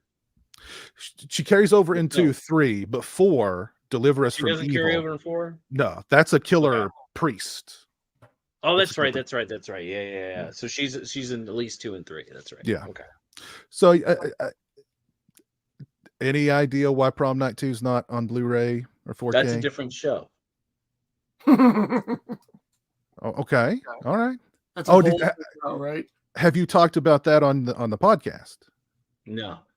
Prom Oh. Night 2 is a complicated cookie. Oh, geez. And something recently happened that was kind of fucked up with it. So It's the Who name knows? of Brad's new podcast is Complicated Cookie, where he discusses why complicated things aren't on Blu-ray. Was it made public what the issue was that recently happened? It's not. It's not. There's no way to know it's public. Okay. Yeah. That sucks. It's all these But great movies. again, it's one of those things. It can happen. Okay. It can happen. It's just unless someone figures something out before I do, then I might be at a loss for it. But yeah, Is Michael Ironside the problem? Michael Ironside owns 99% of the movie. That's how they got him in it. They gave him 99% of it. Oh, jeez. Damn. But the director of the Prom Night remake directed the remake of Stepfather. That makes sense. Oh my fucking god! Of course he did, because they That makes sense. exact same bullshit neutered movies. That makes sense. Of all the bullshit neutered movies, not the most recent. This is a little off topic, but not the most recent Black Christmas remake, but the other remake of Black 2006 is pretty damn good and really violent. Yeah, no, I love it. And could use a Blu-ray release. Mm-hmm. Yeah, and it's one of those movies that was completely butchered by the studio. And like Glenn Morgan, it's funny because on the next TerrorVision podcast, we talk about in depth about what happened to Glenn Morgan's Black Christmas because of how much they chopped it up. Because if you watch the trailer for Black Christmas, Oh yeah, you see a bunch of shit in the fucking trailer that's not in the movie. Like he has that fucking spinning blade thing that's pulling in the Christmas lights and chopping people up. That shit's not in the fucking movie. Yeah, they went ahead and like they reshot other people's deaths, and like just the absurdity that it goes. They butchered the shit out of that fucking movie. We talk about that a lot on the next show of certain films like Leatherface, that got not like the 2000, the people that did Inside, in the Jeff Burr, the Jeff Burr film. their film. No, not the Jeff Burr film. The the Inside people one where he like kind of the prequel. Yeah. Like the people that did Livid, Inside, the Deep House. There's a whole other cut of that movie. Yeah, like the original cut of that movie is insanely fucking great, and then whatever came out is a complete fucking disaster. Is that original cut available anywhere? Nope. Wow. Nope. Wow. And when I saw it, I was like, "Holy shit! This is gonna be the big fucking Texas Chainsaw. Like everything's gonna change." And then the filmmakers walked away, and then we were delivered. Didn't even go to theaters. They put it straight to video. Yeah. It's just complete. Like, it just shows you like you don't actually have to reshoot anything. You just have to give someone who doesn't know what they're doing in the editing bay. And I'm not talking about Josh Ethier either, because Josh Ethier did the original cut, which is amazing. I believe it was taken out of his hands. Because Josh is a fucking wonderful editor. I mean, terrific. I love all his shit. I think he's amazing. But yeah, it's just sometimes, man, studio people get involved and they just rip someone's vision away and make them reshoot, recut everything, and it's absurd. But yeah, no, I'm a huge fan. I actually enjoy all the Black Christmas movies, even the newer one that came out. I enjoyed it. I know that people hated it, but I like the new spin. But yeah, the 2006 one, I think it was 2006. Just it's like so uniquely shot. It looks fucking incredible. It's such a beautiful movie. But yeah, and I don't think Glenn Morgan's directed anything since then. I think he just kind of was like, I'm done with this. Like, this is. Well, he did. Was that before or after Willard? Maybe it was after Willard. I think it was after Willard. Yeah, I think he has X-Files money. Yeah, he's good. Oh, he's good. He's good. He's also, and then he did the other show. Yeah, he was involved in Millennium, wasn't he? Well, yeah, and then he had something else too. Like Glenn Morgan's fine. He's good. He's got don't worry about Glenn. He's got Trick or Treat money coming in too. So he has got Trick. You know, he worked on the script on that movie. Like he rewrote Trick or Treat. Yeah, and he was only like 19 or 20 at the time. Wow. You know, other than being in the movie and being pulled in by Ozzy Osbourne and turned into a piece of coal. He's also a producer of the Final Destination movies. Oh, that's right. He's fine. Oh, he's set. He's set. Because I think he wrote the first Final Destination, at least, right? That was Jeffrey Reddick wrote the first one. Did Glenn Morgan direct it? No. I don't remember who directed it. I know Glenn Morgan's produced them all. Yeah, I thought he had more hands in most Final of them. Destination. Yeah. But anyways, no, he's fine. Well, residual checks on X-Files is enough to live on, probably. He's good. He's good. Somebody in the chat actually mentioned earlier about how, you know, when Miramax and Dimension crumbled and how, you know, some movies went here, some movies went there. And of course we had a lot of these Echo Bridge releases that, you know, aren't the best, but like, you know, something like the Black Christmas 2006 remake, which I like a lot. Now I watch it every holiday season. Why not? You know, let's get, and those elements have to be somewhere. If they held on to Halloween 6, the producer cut elements, there's got to be the original Black Christmas, you know, Glenn Morgan's cut. I think Black Christmas is coming from what I've heard. Yeah. I mean, there's a German disc right now. It's got 3 cuts of the movie on it. Oh, yeah. There's a Canadian Blu-ray too, I believe. Yeah. That's what I have. It's a Canadian Blu-ray. Okay. And it's got all the different cuts on it. The German one has the 3 cuts. Okay, yeah, it's not the footage that's been cut forever. It's just there is a theatrical cut, an unrated cut, and then there was like an alternate cut with some like a different ending, I think, or something like that. And that's probably what Jesse's talking about. Oh, okay. Yeah. Okay. Well, maybe this, you know, if this new release happens, it'll be the Glenn Morgan cut. You know, wouldn't that be nice? Yeah, I know he would love to have it. So yeah. maybe this holiday season. We'll keep our fingers crossed. Yeah, I from what I heard, I believe it's coming from different avenues that I've listened to. Cool. You heard it here first, Dawn of the Discs. Remember, cite this channel, Dawn of the Discs. Brad Henderson says they're doing it. there it is. To be Yeah, announced. that's what's going to happen. That's what's going to happen is that as soon as you say anything, just like I remember I texted you about how someone said I did the transfer and restoration on City of the Living Dead that time. Yeah, because you had the scan.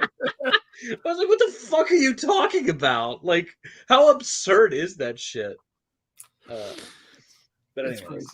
It's gonna be a TerrorVision Cauldron double team on the Glenn Morgan cut of Black Christmas coming out this holiday season. Sign me up. We're gonna do one cut, and he's gonna do the other cut, and you have to buy each one from a different place. And the slipcases connect. Yeah, so you've got to buy both of them to create. Yeah. Mm. I think I think it's a really good idea. I think we just stumbled upon something that drives something crazy. I want to cut of those proceeds. Come on. Yeah. Geez. All right. Let's see. Brad, we're on you. Oh, maybe I'll go like horror adjacent. Okay. So it's a trilogy, but I'm mainly going to be talking about the second film in the trilogy called The Haunted Castle, which is known as the Spessart trilogy, which is all directed by Kurt Hoffman, who is a musician. These are musicals again, sorry. But this is it's a continuing story, but each film is its own thing. And The Haunted Castle is the second film in the trilogy, like I said, where it's this peasant girl. She technically owns this castle, but through obviously the government working together and families, they're keeping away from her actually knowing what she's entitled to. So she is put as a peasant girl years ago. Some of the people that worked, the servants and what, it's a comedy in a sense, but they're actually filled in a wall in the castle. They put him behind a wall, build the brick, let him die. So that they know the true story of what's going on. So she, of course, gets into, cleaning and doing all the, housework and everything in this castle. And these ghosts try to help her discover that she owns this castle, that she's inherited it, and also scare away all the pig-headed shitty people that are keeping it from her. But it's just a really well done. I believe it's probably I think it's 67 maybe, but it's got some of the like coolest opticals that I've ever seen in such an older film, of like how they actually show the ghosts and like what they're doing, and the wire work is also incredible. You just can't see the wires in this, and it's like I've tried that they've had a Blu-ray in Germany, but there's no English subtitles. But they've done all three in Germany, and they're beautiful films. But yeah, it's the trilogy is wonderful, but part two is so good because it feels like a haunted house movie. But it also feels like kind of the Haunted Mansion a little bit too, with like just how those, the ghosts act and, they're received in those, whether it's the ride or the, Eddie Murphy movie. But yeah, it has these wonderful, beautiful opticals, great music, just a really, again, a cute film that I've just loved for a long time. But yeah, it's the Spessart trilogy. It's the Spessart Inn is the first one, and then the Haunted Castle, and then the Glorious Spessart, I think, is the third one. I'm getting that wrong. But anyways, just look up Kurt Hoffman. He was a musician in Germany. After the war, like in the 30s, he studied under some other people. He was the son of the popular DP, so that's how he got some of his directorial experience. Was his father. And it's just everything he shot. And it's another thing. They're just uniquely photographed, beautiful films, and just the use of even like crane work and camera movement. It's just something you don't normally see in those types of films, especially around that time period in Germany. A lot of German films, they just fucking stick down the camera and they're like, go. And this one, the camera's always moving around. It almost feels like an entity in a way. But maybe that's what they were, trying to achieve, and they were successful. But yeah, it's just probably no one's going to watch it based off my shitty review. But I truly love it. So Okay. All right. That's another deep cut. That's another one I've never heard of. Probably no one has. To be honest with you, it's a pretty rare film, unless you're in musicals in Germany in the '60s. Then maybe. Is it available at Diabolik? No, probably not. No. Well, you better, because it doesn't have subtitles. Yeah. Oh. You're not going to carry something that doesn't have subtitles, probably. I don't speak for Jesse. I could let Jesse answer himself. Yeah, I would say the same thing. I mean, if someone wants it, I can certainly get it if it's available still. But yeah, normally I wouldn't bring it in. No one. I would probably just maybe, if you're interested, maybe just wait. Okay. Something might happen. That sounds like a good plan. Interesting. I think okay. Sounds to me like Cauldron's releasing it very soon. So let me ask you, Jesse, if I wanted like an obscure title, could you could possibly procure that title for me? If it's something that's available, yeah. Okay. I'll keep that in mind. It's a pretty common people request things from me that we don't normally carry. Okay. All right, that's very cool. What's next on your list, Jesse? I'm going to go for something a little more mainstream. Okay. That does have a Blu-ray release, but it's not the best Blu-ray release, and it could use a 4K. Oh, shit. And it's Phantom of the Paradise. Oh, hell yeah. Yeah. But further to that, when the movie was made, the Paul Williams character, who's Swan, his record company was called Swan Song, which is Led Zeppelin's record label. And they made them remove all mention of Swan Song from the original cut of the movie. Somebody has found all that footage that they cut out and has recut it into the movie. Found the original film elements and cut it back into the movie. And they presented this back to the studio, who said, you have to get Led Zeppelin's permission for this to be a thing. And Led Zeppelin's lawyers just politely replied, no, thank you. So that version is going to remain unseen, I guess. But it would be great if there was a 4K of Phantom of the Paradise and further all of that stuff was back in. It doesn't really add that much to the movie. Yeah. Except that those original pieces are back there. There's a few alternate takes. And there's a scene where Paul Williams is speaking at an airport at a podium where they digitally changed the logo that was on the front of the podium. But he found all this original footage. The story that he tells is that he found it in Something Weird's archive. They just had some odds and ends in film cans, and he dug through them all and found them. They were there. That's crazy. Yeah. It's also crazy that the world's greatest cover band doesn't have integrity details. A terrific movie. I love Phantom of the Paradise so much. Yeah, no, the same. I never tire of it. Yeah, I need to rewatch that. I've got the Scream Factory Blu-ray from years back. I need to give it a rewatch soon. But yeah, the guy that found this footage and cut it back in also did a new master of the movie when he presented it to the studio. That he claims is a better version a better master and encode of the movie than is currently available. I think this story goes something like this. The Led Zeppelin's agent, I'm going to screw this up. He was also the agent of another band, and I don't think it was AC/DC, but the guitarist was electrocuted on stage and died in real life.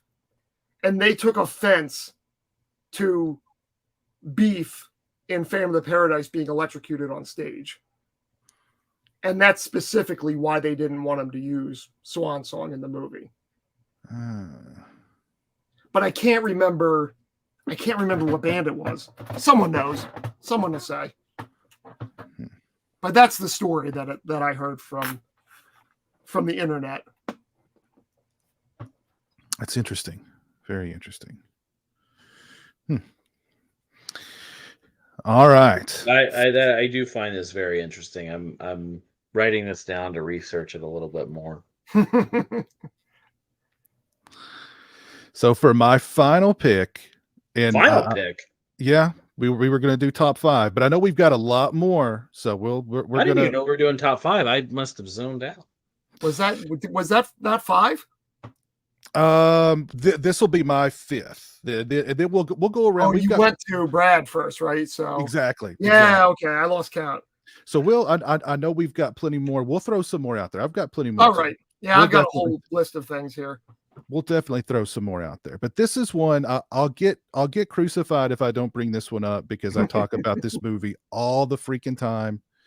I've pined and begged and pleaded the universe for a Blu-ray or a 4K release of this movie for so long. It is getting a Spanish release. It got a prior Spanish Blu-ray release, which wasn't that great. This new Spanish Blu-ray release looks like it might be good. Also bootleg. Yep, lots of bootlegs. I'm talking about Fright Night 2. I love this. I love this movie far more than the original. I think the original's great. Don't get me wrong. I just think Fright Night 2 has far more character. I love all of Regine's little her underlings. You've got like the guy who eats the bugs. You've got the androgynous. Brian Thompson. I couldn't think of Shao Kahn in Mortal Kombat Annihilation. I couldn't think of his name. I knew it was Brian, but I didn't want to throw, Brian Gray, right? Who, I don't want that guy on me. All right. But I've just loved this movie since I was a little kid. Regine woke something deep within me as a kid that, you know what I mean? I don't know. But I've wanted, and this is another one I've heard so many different reasons as to why it's never gotten anything in the States. It's music. It's because of the Menendez brothers. It's because of the. I've heard that Menendez brothers story too, and it's fucking I have funny. to, yeah. It's I've heard that it's the Menendez's dad who produced That cracks me up. The only thing the Menendez brothers ever did was they canned Fright Night Part 3. That was the only thing that they ever stopped. No, yeah, it's a studio thing with Fright Night too. It's okay. simple. And the studio, I mean, who is behind Fright Night 2? Who owns that? Well, I believe that from what I've been told and researching it endlessly is that it's owned worldwide by Studio Canal. Okay.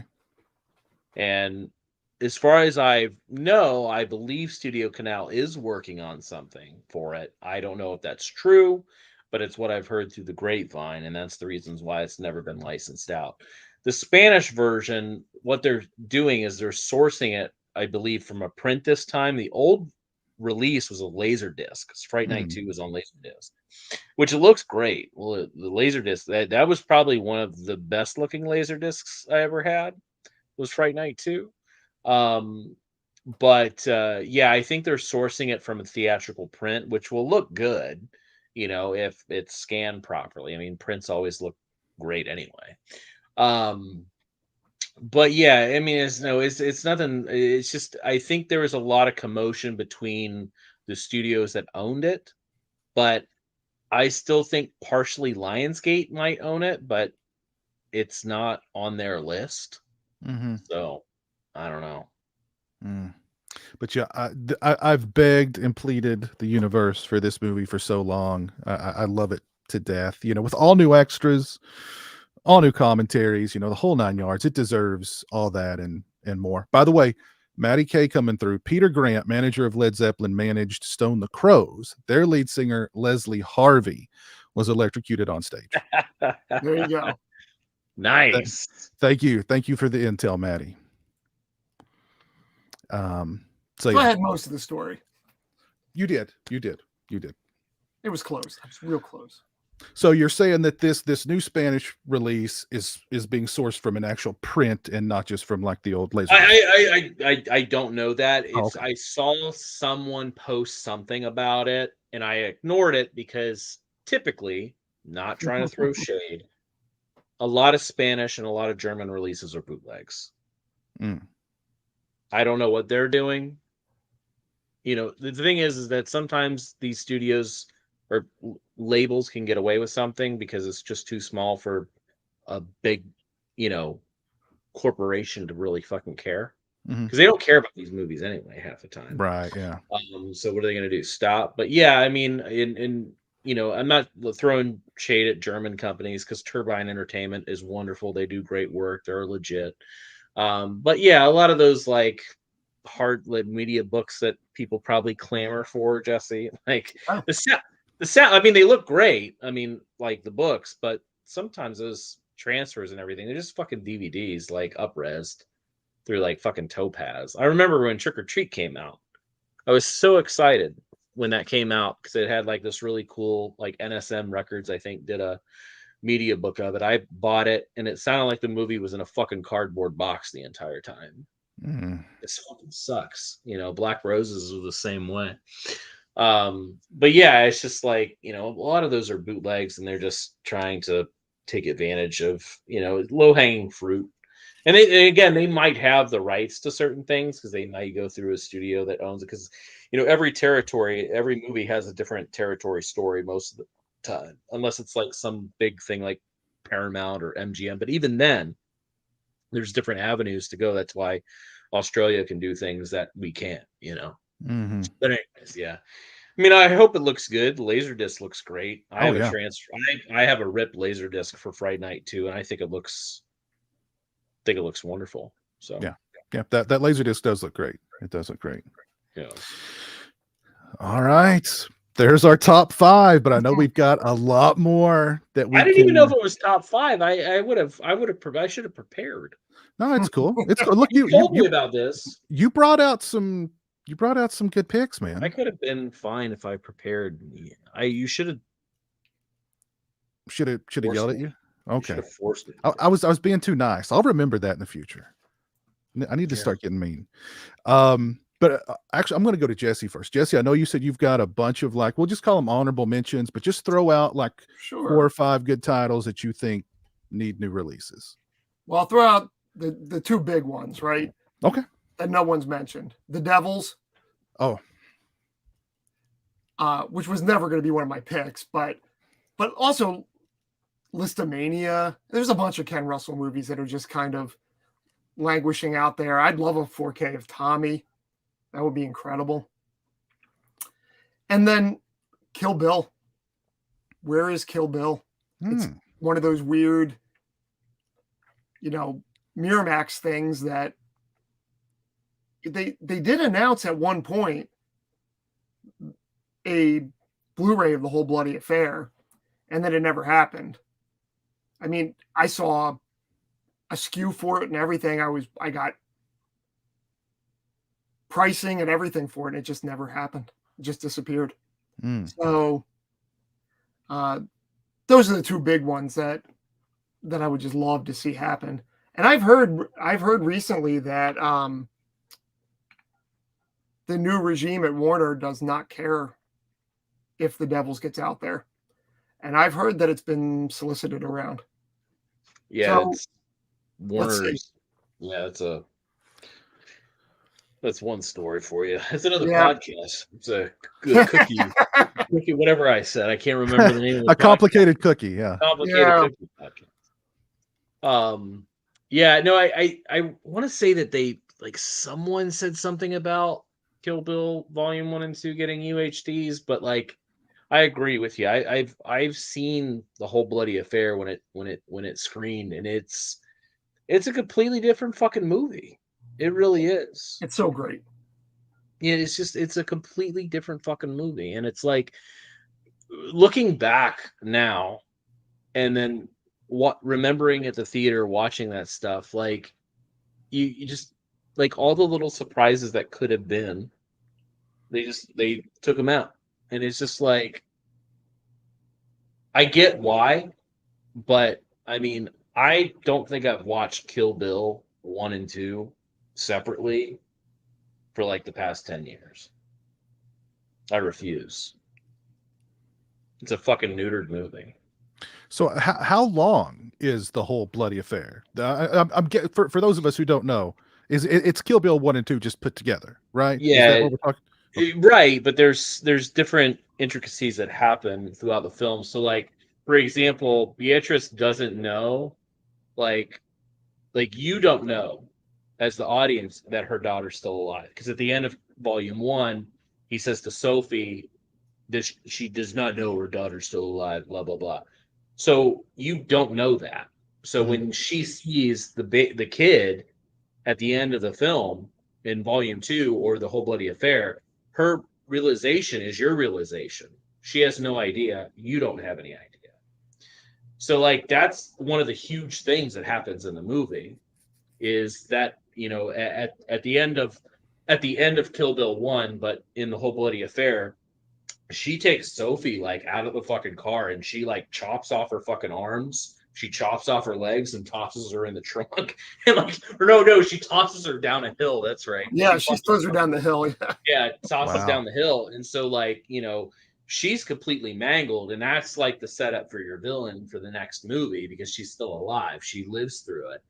But yeah, you don't know that happens. Of course, the House of Blue Leaves fight is longer, and it's also in color, which people have seen it in color because I think the Japanese, right, Jesse, the Japanese Blu-ray is in color. But it's a little bit longer. There's DVD, but yeah, the Japanese. Yeah, there's some like splits. I mean, they're splitting people in half. There's like people are getting cut down the middle. The floor shot of them going through, there's like half bodies, like, you know, you see. So like that's like a few minutes longer. You know, I know when Go-Go guts the dude when they're at the bar, like you see like all his guts like hit her feet. It's a little bit different. Of course, the Michael J. White scene, like that sequence is a little bit longer. The campfire scene's a little bit longer. The interstitial between like her driving at Kill Bill 2 and like she's given the monologue, that's completely out of the film because it just goes right into the wedding, black and white, after, you know, Sophie's like cut up.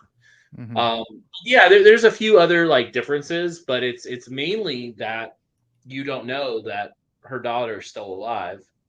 And the House of Blue Leaves fight is just, it's a lot longer and it's a little bit better. And it also has is it like one or two songs are the different too, right? You know, that I don't recall, but because I think they play the I think it's just a little bit longer because they have, what is that song? It's the no that thing where she's like, that's a little bit longer when she fights, but yeah, it's just an incredible like chunk of movie that you just don't want to fucking end. It's beautiful. It's so fucking good. So goddamn good. According to D.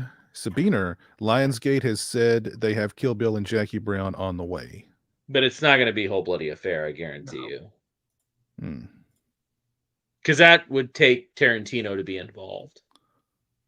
And Lionsgate's probably not talking to fucking Tarantino. Jackie Brown will be cool, you know. Yeah. Oh yeah. But we're not gonna get the whole, like, you're not gonna get the Whole Bloody Affair unless Tarantino puts it out in theaters and he controls it. Like no one's gonna control that movie but him. Because I guarantee Lionsgate doesn't have a cut of the movie. Yeah. Tarantino is very possessive about his stuff, rightfully so. But yeah, we're not gonna get unless he wants to do something, because I mean he talks a lot of talk about all these other projects. I mean he's an artist, so he's got a million ideas. But I mean, we were supposed to get Kill Bill 3, which Sophie was probably going to be the fucking villain because she's going to raise um, Black Mamba's daughter. Because she says, when you grow up, you're going to want to find me. That was, Yeah.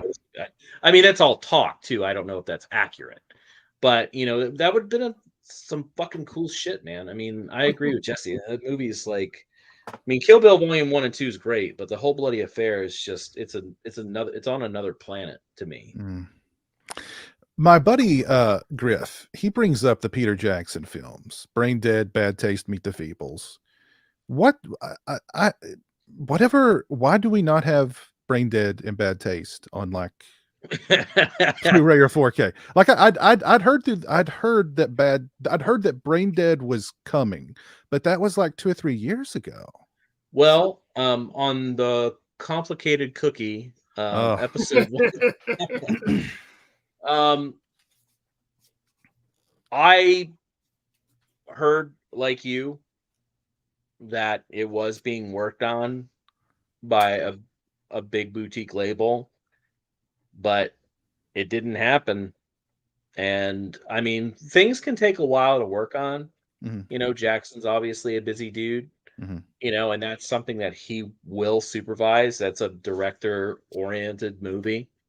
Like you're not going to be able to move those movies without his supervision. But yeah, I don't know what happened. I've discussed his studio, like, so basically, long story short, to give some detail, is that his company, that entity owns those movies now. So they're going to control them. Okay. So Jackson will do whatever because I did a deal not too long ago with a New Zealand company, and they had those movies on their list, and I obviously asked about them because why the fuck not? Yeah. And they got back with me that Wingnut Films, whatever he has, that's part of their catalog, and I guess they bought them out so they could sit on them. Not in a nefarious way. Right. Just, directors, rightfully so, want to control their own stuff. I respect that because you don't want to. Studios are fucking garbage. Yeah. They butcher films all the time. So let Peter Jackson work on his 23 films he's producing, and eventually maybe he'll get to it or something. Yeah. He did say when he was done the Beatles documentary that now that was done, he was going to focus on these 4 early movies, but who knows? Yeah. But also, the Beatles documentary, he scrubbed the life out of that footage. They don't even look human in that. So, I shudder to think what he's going to do to those movies. It's scary. I mean, you have like kind of another Lucas Cameron person on your hands, I think it's the more these people are like involved in tech, which is the tech's cool, but it maybe shouldn't be applied to these older films, that's where there's a lot of, even what Cameron did on Terminator 2, like we still don't have what Terminator 2 looked like in theaters other than like a Japanese laser disc. Like it's never actually had a decent, it's had a decent, well, actually, no, fuck that. Terminator 2, aside from the Extreme 2 DVD that came out, that movie has had shit releases ever fucking since. So I think that DVD was probably the best at the time. But, it's just, you get too many hands in the pot and people want to like, oh, I don't like the way my movie looked. I get maybe it was due to budgetary constraints or you thought maybe this looks better now, but I don't know, man. I feel like I know you're the artist, you're the creator, but when you get something out there and it's out there for years, offer that original vision, and then as the B title, put your vision on there. Like when they fucked with E.T. and they made him have googly eyes. What the fuck are you doing, man? Yeah. Take the guns out, put walkie-talkies and shit. Yeah. Like, and that was out there for years. Thankfully, the UHD looks incredible, and it's not that bullshit anymore.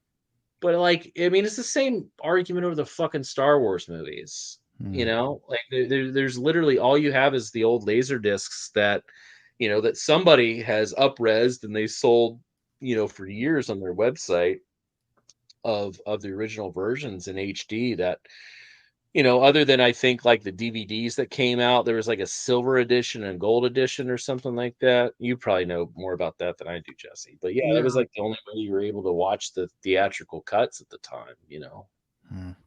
Yeah, there's I bought the decommissioned Blu-rays off of eBay. Somebody. Yeah, it's the guy. He had like a blog about it. He had a website for years that he worked on. He did a hell of a job. I think, yeah. I own, I think, like 4 bootlegs in my entire thing, and I think that those 3, and then I have the Devils, of course, on Blu-ray. But yeah, it's like, and I'm not, because the thing is, I don't really care all that much about Star Wars. I'm not a Star Wars guy, but when I watch it, I don't want to watch all that funky, stupid shit. Yeah, same here, 100%. Like I'm not even that much of a fan anyway. So if I sit down, I definitely can't watch that shit. There's also another guy that did these dumbed down versions of, and they were on YouTube for a long time until Disney got a hold of them. But he recut episodes 1 through 3, and he actually did voices like through his computer of changing the voices of the characters and putting subtitles so that they didn't sound like fucking Korean or Japanese, these fucking aliens. And he like did the subtitles and gave them all like unique voices and like took Jar Jar Binks out of them and everything. and then Topher Grace like cut his, I think it was Topher Grace that cut 1 through 3 together and made like a long ass movie. You ever hear about that? No, I never heard about that. No. I've never seen it, but like Topher Grace apparently like recut episodes 1 through 3 into like one movie or something. All right, that's Eric Foreman, man, he's doing magic. What? Throw us out there some honorable mentions, Brad. Was Jesse done? Oh yeah, I think he wanted to do 2. Did you do 2? I did the Devils and Kill Bill. Were the 2 I just said 2 big ones. That okay. Yeah, that's good. I don't know. I would say I really like this movie called The Ladies Club, directed by Janet Greek. It's been stuck on VHS. It's a rape revenge movie, but it's a class of women that get together that have been assaulted, and it's a revenge movie. But they don't kill the victims; they castrate them and they put them back in the wild. And it's this like really unique. It's based off a novel called The Sisterhood, I think, written by women. This is the script's written by a woman, directed by a woman. But it's very female centric, of like a different spin on the rape revenge, because we always have like nitty gritty, like I spit on your grave type stuff. But this is like uniquely done. Like they get like a doctor involved, you know, that's been like assaulted and they kidnap these guys, they drug them. So it's basically all the victims, they get their, you know, abusers, their, you know, assailants. They drug them, they bring them into the house, they fucking castrate them, and then they heal them up and put them back out there. And it's a very unique take, and it's a really fucking good movie. Paul Mason produced it, who was a big producer at the time. I don't know if he's still alive. He's very old though. He is. But yeah, it's just a unique movie. It's really, really cool. Very underseen, only on tape. I think it's like Lightning Video Vestron VHS. But yeah, I love that movie, and it's got a good sense of humor too. Yeah, it's very. It has humor at the right. That's because it's made by women. The humor is perfectly timed because it's what a woman would feel. So it's a very unique take. It's you know, all the gaze is out of it, like the male gaze and everything. It's a very straightforward, but it's also a little gritty at times. So it's you know, yeah, I really enjoy that movie quite a bit. I just watched this movie the other day, and I looked it up, and I couldn't believe there wasn't a Blu-ray because I was like, I just would buy it. But Son-in-Law doesn't have a Blu-ray release, and Son-in-Law is another one of those like iconic '90s movies. The And Pauly Shore, that does not have a Blu-ray. It's got to be Disney, right? huh? It is Disney. Disney, It is right? Disney. Disney now, It is. yeah, yeah. Oh. So, yeah, I looked it up real quick. I saw something like it looked like a bootleg, but I don't think it. I didn't see an official release. I could be wrong, or it could be just way out of print. I just literally looked this up like 2 days ago when I watched Son-in-Law because I have it like on UHD or not UHD, sorry, HD, like off Vudu. Like I bought it because I had the I think I still have the DVD, but I have the HD on streaming or whatever. And yeah, I just was watching it. And I know Pauly Shore gets a bad rap a lot of times, but I think Son-in-Law is like actually like a legitimately like good movie. I love Son-in-Law. You know, I mean, I like Encino Man and stuff like that with Pauly Shore, but Pauly Shore is a little like, I don't really care so much about. I like Pauly. Pauly's a good guy. You know, I've been kind of friends with him for a while. I almost got him to do an interview for Fan of the Mall Blu-ray that was being done. Oh, But yeah, he's going through a bunch of shit. But yeah, so like yeah, I rewatched the movie. I've always loved it, and I've seen it numerous times. But I popped it in and I watched it. I was like, well, why isn't this on fucking Blu-ray? This is movies like feel to me that feels like an iconic '90s movie. yeah. Like it has all the because I mean it's one of those things where people are coming off the '80s. There was a lot of change happening. People are trying new things, and it's that perfect like medium of before it got too '90s. You know. But yeah, I love Son-in-Law. Trying to think of anything else that you know, it's something I would love to do, and it's not possible because I've looked into it. I mean it's improbable, not impossible. Is that I would love to do a box set of the Lemon Popsicle movies, which if you can see I have the Last American Virgin poster in my room here. But yeah, Lemon Popsicle, of course, is the first movie before, you know, Boaz Davidson remade the movie Last American Virgin. But he directed 3 films that were sequels. There's Lemon Popsicle, Going Steady, Hot Bubble Gum. They're all sequels to, they're all Lemon Popsicle 1, 2, 3, 4, 5, 6, all the way up to like 7. And then they did Private Maneuvers, which is a spinoff of the thicker guy on the Lemon Popsicle, and then they did a remake in like 2007 or something.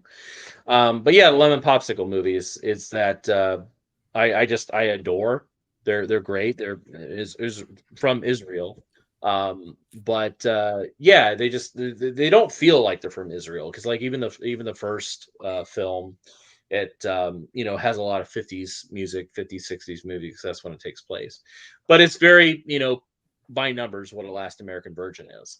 But yeah, it's you know, it's a great series, all sex comedies, and the cool part about it is that the characters reprise their roles every time. It's the same 3 fucking kids, I believe, in all like 6 films. But yeah, they're uniquely funny. They're gross. They're sexy. They're not sexy at times. They're offensive. It's like everything embraced in like what makes a sex comedy a sex comedy. Is in there. And yeah, I mean, we can watch these things with like today's eye and pick out all the fucking problems. But at the time, then they're made in the fucking 80s. Like, who gives a shit? Like oh, go ahead. Go ahead. Sorry. I was gonna say, I think I'm not gonna bring up this comment. This comment was too. I was gonna say this is the reason why. Bring it up. Bring it up. It's fine. Okay, this is the reason why Son-in-Law is not on physical media. I think this guy's cracked the case. Pauly Shore, he hates you.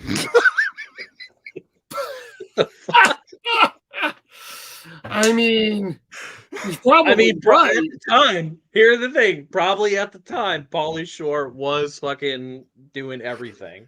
I don't know if he got Carla Gugino, but who knows? Who knows? Oh, Jesus Christ. But yeah, Okay. it's a lot of those films. I'm not going to go off on a tangent on that stuff because watching a film now and realizing its issues, that's great. That's what we're supposed to do. But sex comedies are fun. They're made during the time. Seeing red flags now, sure, but that doesn't mean they shouldn't be released. But yeah, Lemon Popsicle is just it's like all of them are actually pretty decent aside from the 2007 one when they try to reboot it. But all of them, they're all really good and really fun. They're a blast. Very cool. So, there was a very good question for both of you guys. Let me see if I can pull it up here real quick. Yeah, they're like comments all because I see them pop up. Or do you just like choose those? I'll choose the. Oh my I'll choose god, them to pop probably up. comment section's probably fucking yelling at us. So Dave G asks, can you ask both Jesse and Brad what title they would have loved to release, but another label has it? Is there a title that you would have like your dream release, but like some other? Do you want to go there? Yeah, I mean, I talk all the time. You can let Jesse go first. Honestly, City of the Living Dead would have been way up there, but we grabbed it, so that was probably our dream release. But as far as something that somebody else grabbed, I don't know. There's every day I have a list of things, a long list of things that I would love to have. And every day I go in there and pick something off of it. Like, well, I guess that's not happening. So, yeah, I don't think there's anything that I cried too hard about, but literally every day there's something. But City of Living Dead is probably my dream release. I mean, if of a long list of things that would have been way up there. Okay. And you got it and you did a damn good job with it. So yeah, thank you. Yeah. Yeah, no, congrats. Yeah, I mean, I got to live a lot of that dream when I was at VS because, there's a few titles that, I really wanted and fought after, like Pledge Night, The Severed Arm. Those, I mean, when I was thinking about doing a boutique label, I mean, I didn't call it, I just thought video label back, like 10 years ago when I was thinking about doing this on my by myself, and then I realized like, oh my god, like this costs way too much money. The Severed Arm, House of the Dead, not the Uwe Boll film, the one that VS released, Pledge Night, all three of those were the very first three I would ever do, and nabbed all three at VS. So like I got to live through those dreams. I mean, titles that I wish that I could have done. Raiders of Atlantis is like one of my all-time favorite movies. But David was super cool when I reached out to him. I said, hey man, like congrats on getting this movie. I've been trying for a long time. I found a print at one point and I just couldn't find the rights. And he ended up finding the rights because it was under a different title that was never actually known.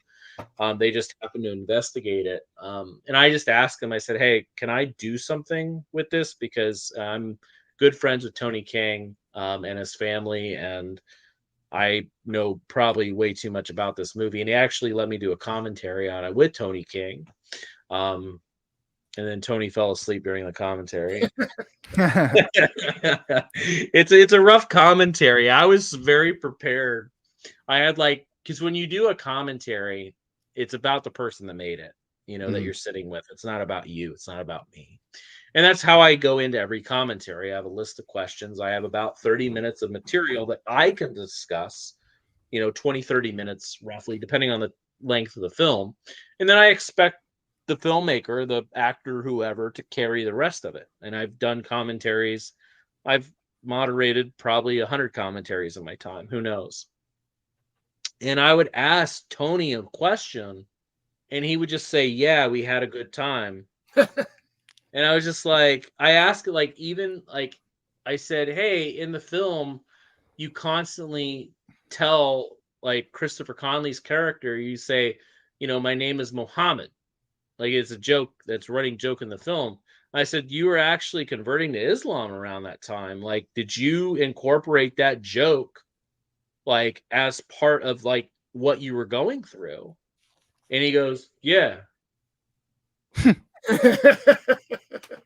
was Man, like, if you you want heard- to talk about like any more of that? Like, we had a good time. And I was like, oh my God.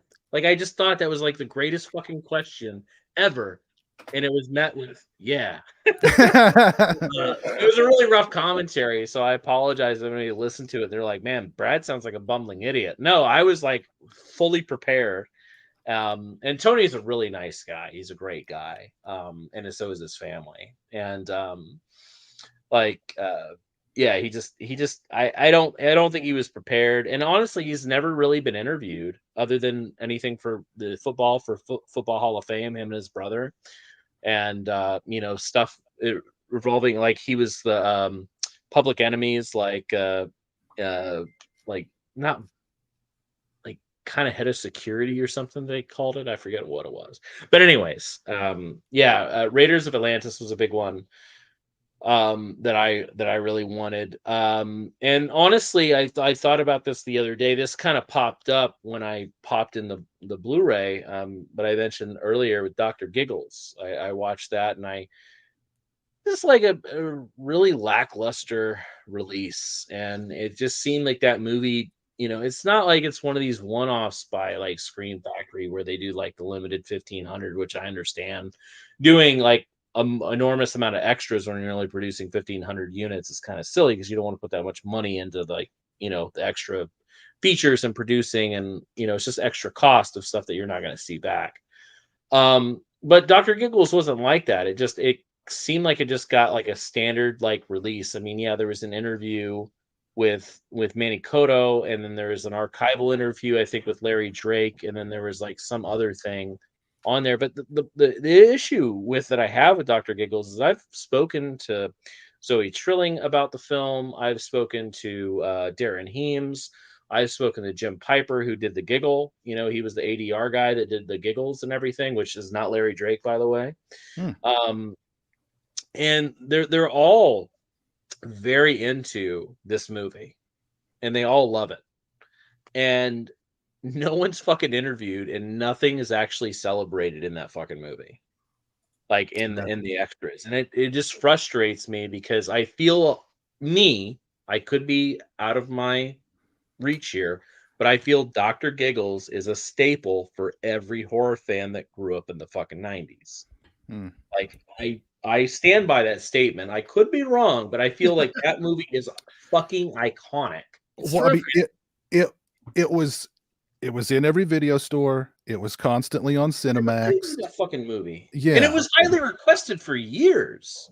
Oh yeah. Like, and it just, like, I'm glad they got Manny, R.I.P. I know he just passed away, but it was just like just a fucking bare bones release. And like, I wasn't upset when they announced it at first, but now I'm upset because I watched it and I was like, what the fuck, man? Like, you know, and that's my background too. Like, I've been producing extras for years, you know, documentaries, long form documentaries, feature length documentaries on things. And it hurts because I know that it does take a lot of work, and it takes a lot of time.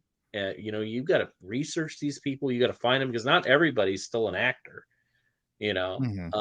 And yeah, you just sometimes you don't know how. Like, I would have never thought to interview like Jim Piper about the giggle, because the only reason I know that is I don't know if it made it on the disc, but when I produced the Island of Blood disc, you know, Who Done It from Vinegar Syndrome, and I interviewed Jim on that disc because he's, you know, in the film, and we were talking about like his career, and he said he does a lot of voice work, and he said, hey, have you ever heard this before? And he started giggling, and I was like, are you the fucking Dr. Giggles? And he's like, yeah, that's me. And I was like, wow, that's fucking incredible. And he's just like a side ADR person. But yeah, he did all the giggles for Larry Drake. And but he just has the fondest memories of working in the ADR booth with that. I mean, yeah, he never really met the cast, but he said that actually that helped him get so many other jobs because people knew Dr. Giggles. Mm-hmm. You know, so he like just like how Mike, what's his name from fucking the band? Oh my god, he does voices for video games. Faith No More. Oh, Mike Patton.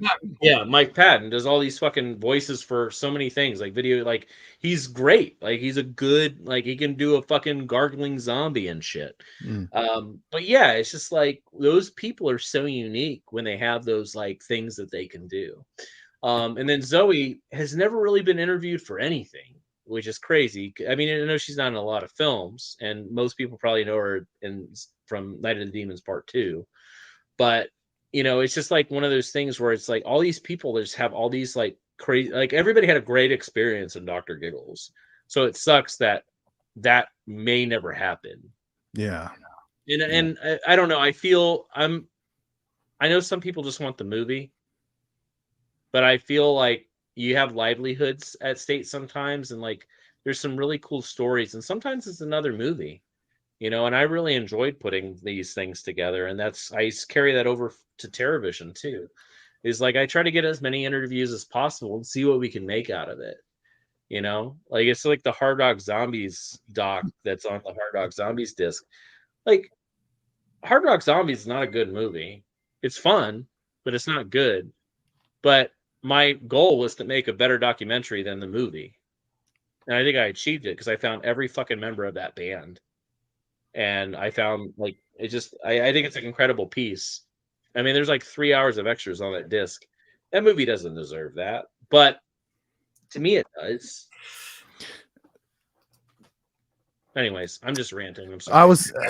I was gonna say there's a listen. There's some stories behind the movie that are more interesting than the movie. Oh And yeah, those no, stories absolutely. those stories need to be told. Those stories need to be told. Yeah, and I think it's important. Yeah. I'm going to throw out a couple real quick here. Both of these are box sets. One of them got a Blu-ray set, but it's a really bad Blu-ray set. The other one needs a Blu-ray set. The first one is for inarguably the most popular horror franchise of the 80s. Oh shit. And this is the Blu-ray set we have for it. This is the Blu-ray set we have for Nightmare on Elm Street. The DVD set with the old flipper cases, that was a great freaking box set. This Blu-ray, look, this is the Blu-ray set for Nightmare on Elm Street. This is it. This is it.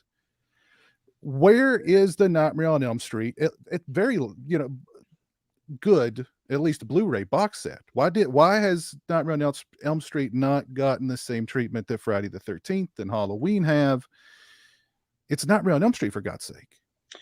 Well, you want the answer to that? Go for it. The studio doesn't want anybody to do it but themselves. But I heard that a major boutique label was doing it. This was around COVID time, and something happened and they stopped. But then I heard that they'd started again, and then I just heard nothing. So I don't know what happened there. But at one time, I was told by a very reliable source that it was happening from a big boutique label. So we did Freddy's Nightmares soundtrack for TerraVision. So when that happened, we were in negotiations to do the TV show. And it was thumbs up. Freddy's Nightmares album sold ridiculously well. And they saw those numbers. And then they yanked that. They did the streaming deal because obviously they can't control it. But I think that they see that they have a lot more profit to do it themselves. But I don't think they have the manpower or the knowledge to do it themselves correctly. See, that's the problem, because are we going to get this again? Maybe just with some fancier packaging. That's easy to manufacture. Yeah, it's easy, it's cheap, it's, you know what I mean? Yeah, and they're old transfers. There's nothing. Those are probably masters from like 2010 or something. And you know, these are very visual films. You know, a Yeah. 4Ks for these would look tremendous, I would think. You know, I mean, especially like 4. Imagine 4 in 4K. I mean, that would look great, wouldn't it? 5 too. All of them, really. Hell, you know. I mean, it's just maybe a studio has them, but I mean, they were. That's another just. And again, you also have the issue, and this might be is, you know, if anybody knows anything about Robert, he made the smartest move in the history of cinema, is that he asked for that percentage on Eddie Freddy merchandise because he took a lower pay cut coming back for part 2 and so on. So anything that Nightmare on Elm Street makes, Robert gets a cut of, which is probably the smartest move I can ever probably think of for an actor to do. Because the merchandise, I mean, he's probably made hundreds of millions of dollars off that shit. Yeah.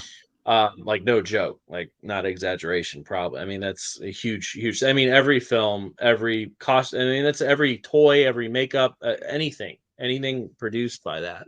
And I think that's probably part of the complication, because there's obviously something to do with that where they would have to pay him if that came out, because I'm sure he got checks based off that Blu-ray release. That's kind of my guess. So the studio probably wants to handle it in-house because it would be easier rather than a third party. So that's my educated guess. I don't really know the answer, but being that I saw how they reacted with everything else, I think it's a pretty good assessment. Yeah. And I 100% agree with Stephanie. That Maze game from the DVD set better be back on the 4K set. Better be back. The last one I'm gonna throw out there, another box set. God help me, I love these movies. Damn. It's gonna be Lethal Weapon. No. I love these movies. I know they're not everybody's cup of tea, but again, video store era, seeing them on TV all the time. The Howling sequels. We need a box set for the Howling sequels. Even New Moon Rising.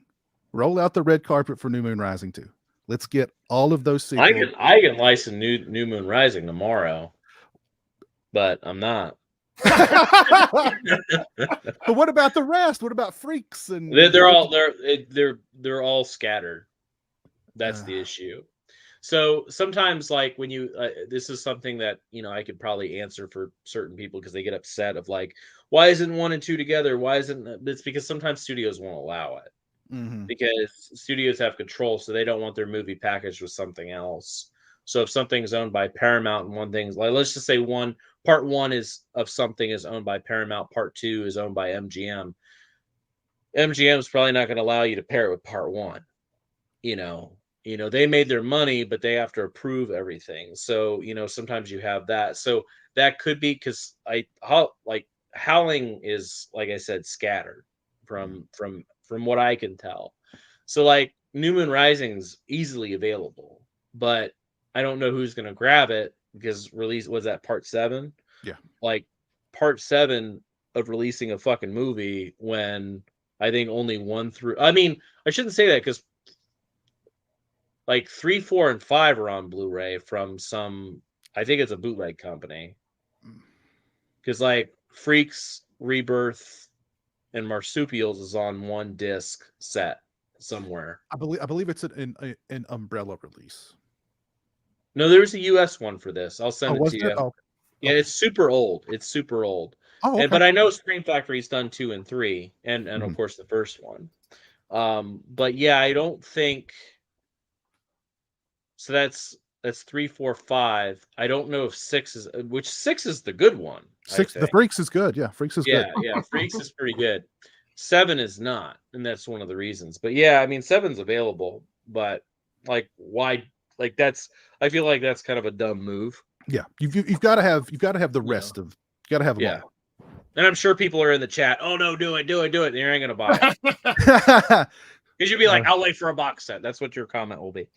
But yeah, it's just like, but yeah, again, they're all owned by different people. I mean, I thought that would have been a kind of a no-brainer for Screen Factory to do the first 3 in a set. But I don't know. Again, it could be a studio thing. People are like, own. But I mean, that 4K set from Studio Canal that I got from Diabolik DVD, by the way. They're good. They're good. I've heard that it's a good outfit over there.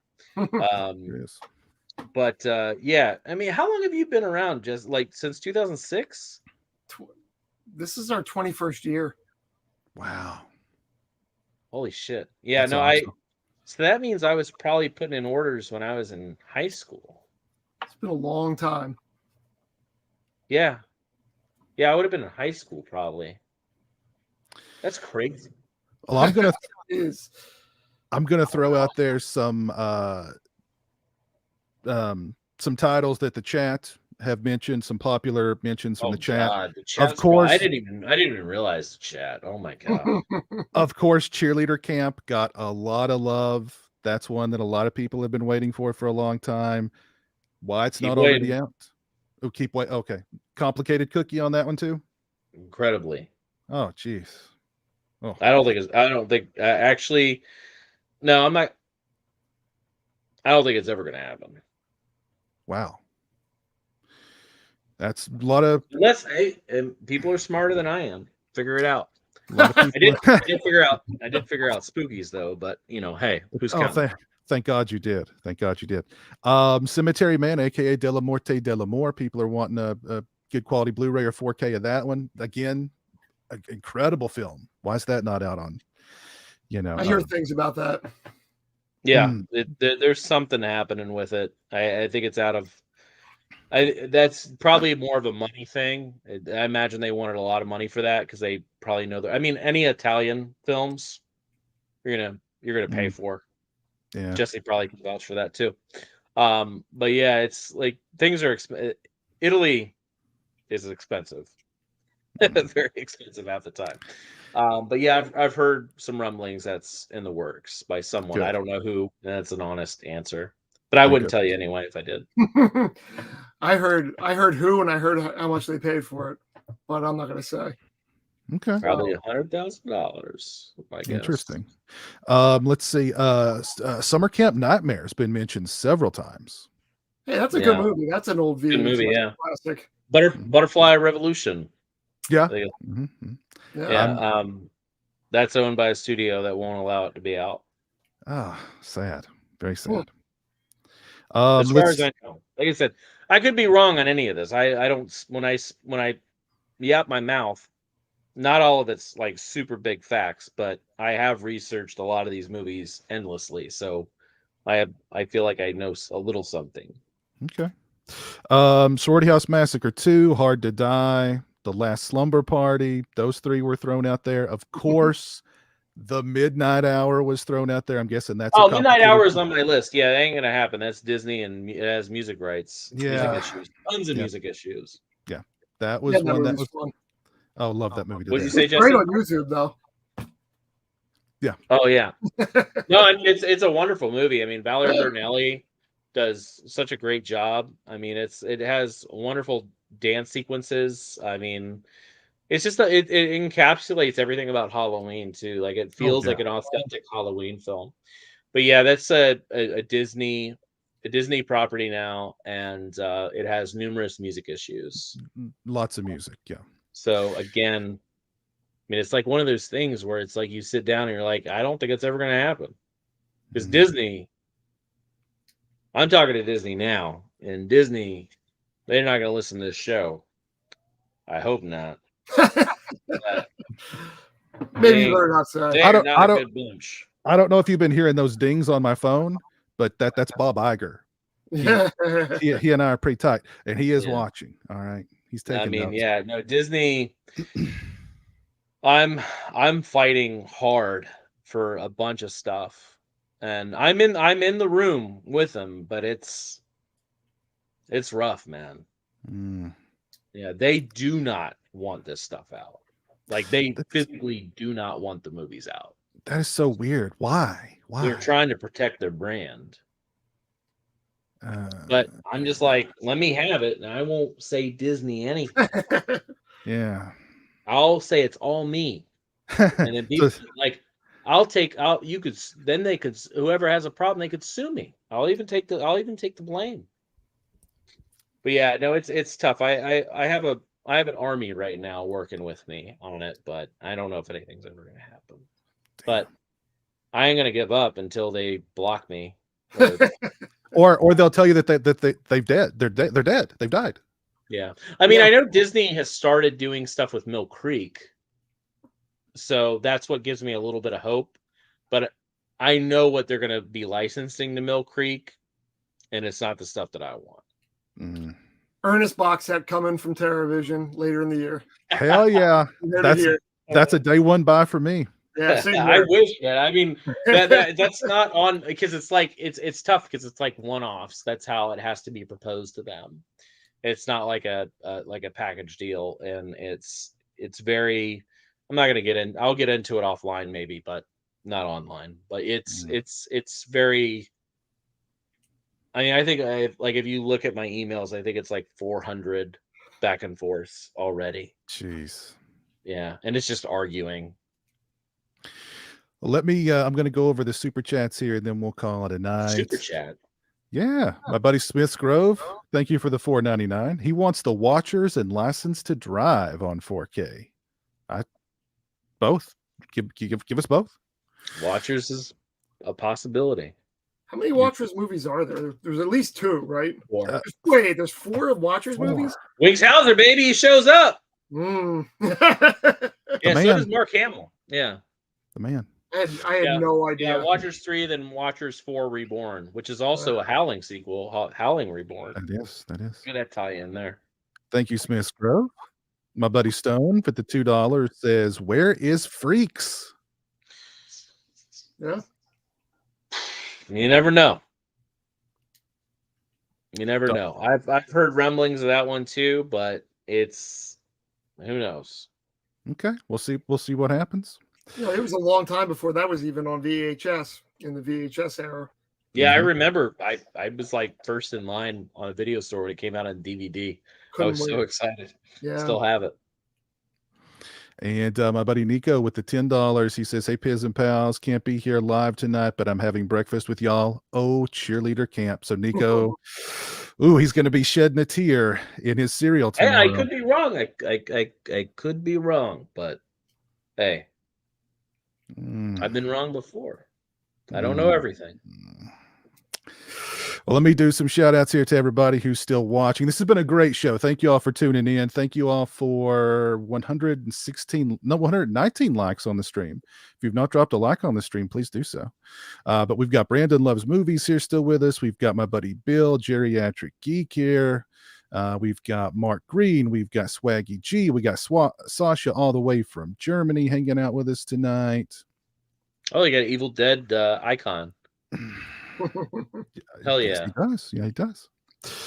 We've got Witch Hunter here hanging out with us. Let's see. We've got Hoax. We got Mark. We've got Barney Lacks Beer. I'm sorry. Is that all the requests on Blu-rays? Like, that can't be it. I feel like the chat would be fucking unhinged. Well, lots of elves. We mentioned elves earlier, but of course, lots of elves love in the chat, of course. Trust me, if anybody's gonna get elves, it's gonna be TerraVision. But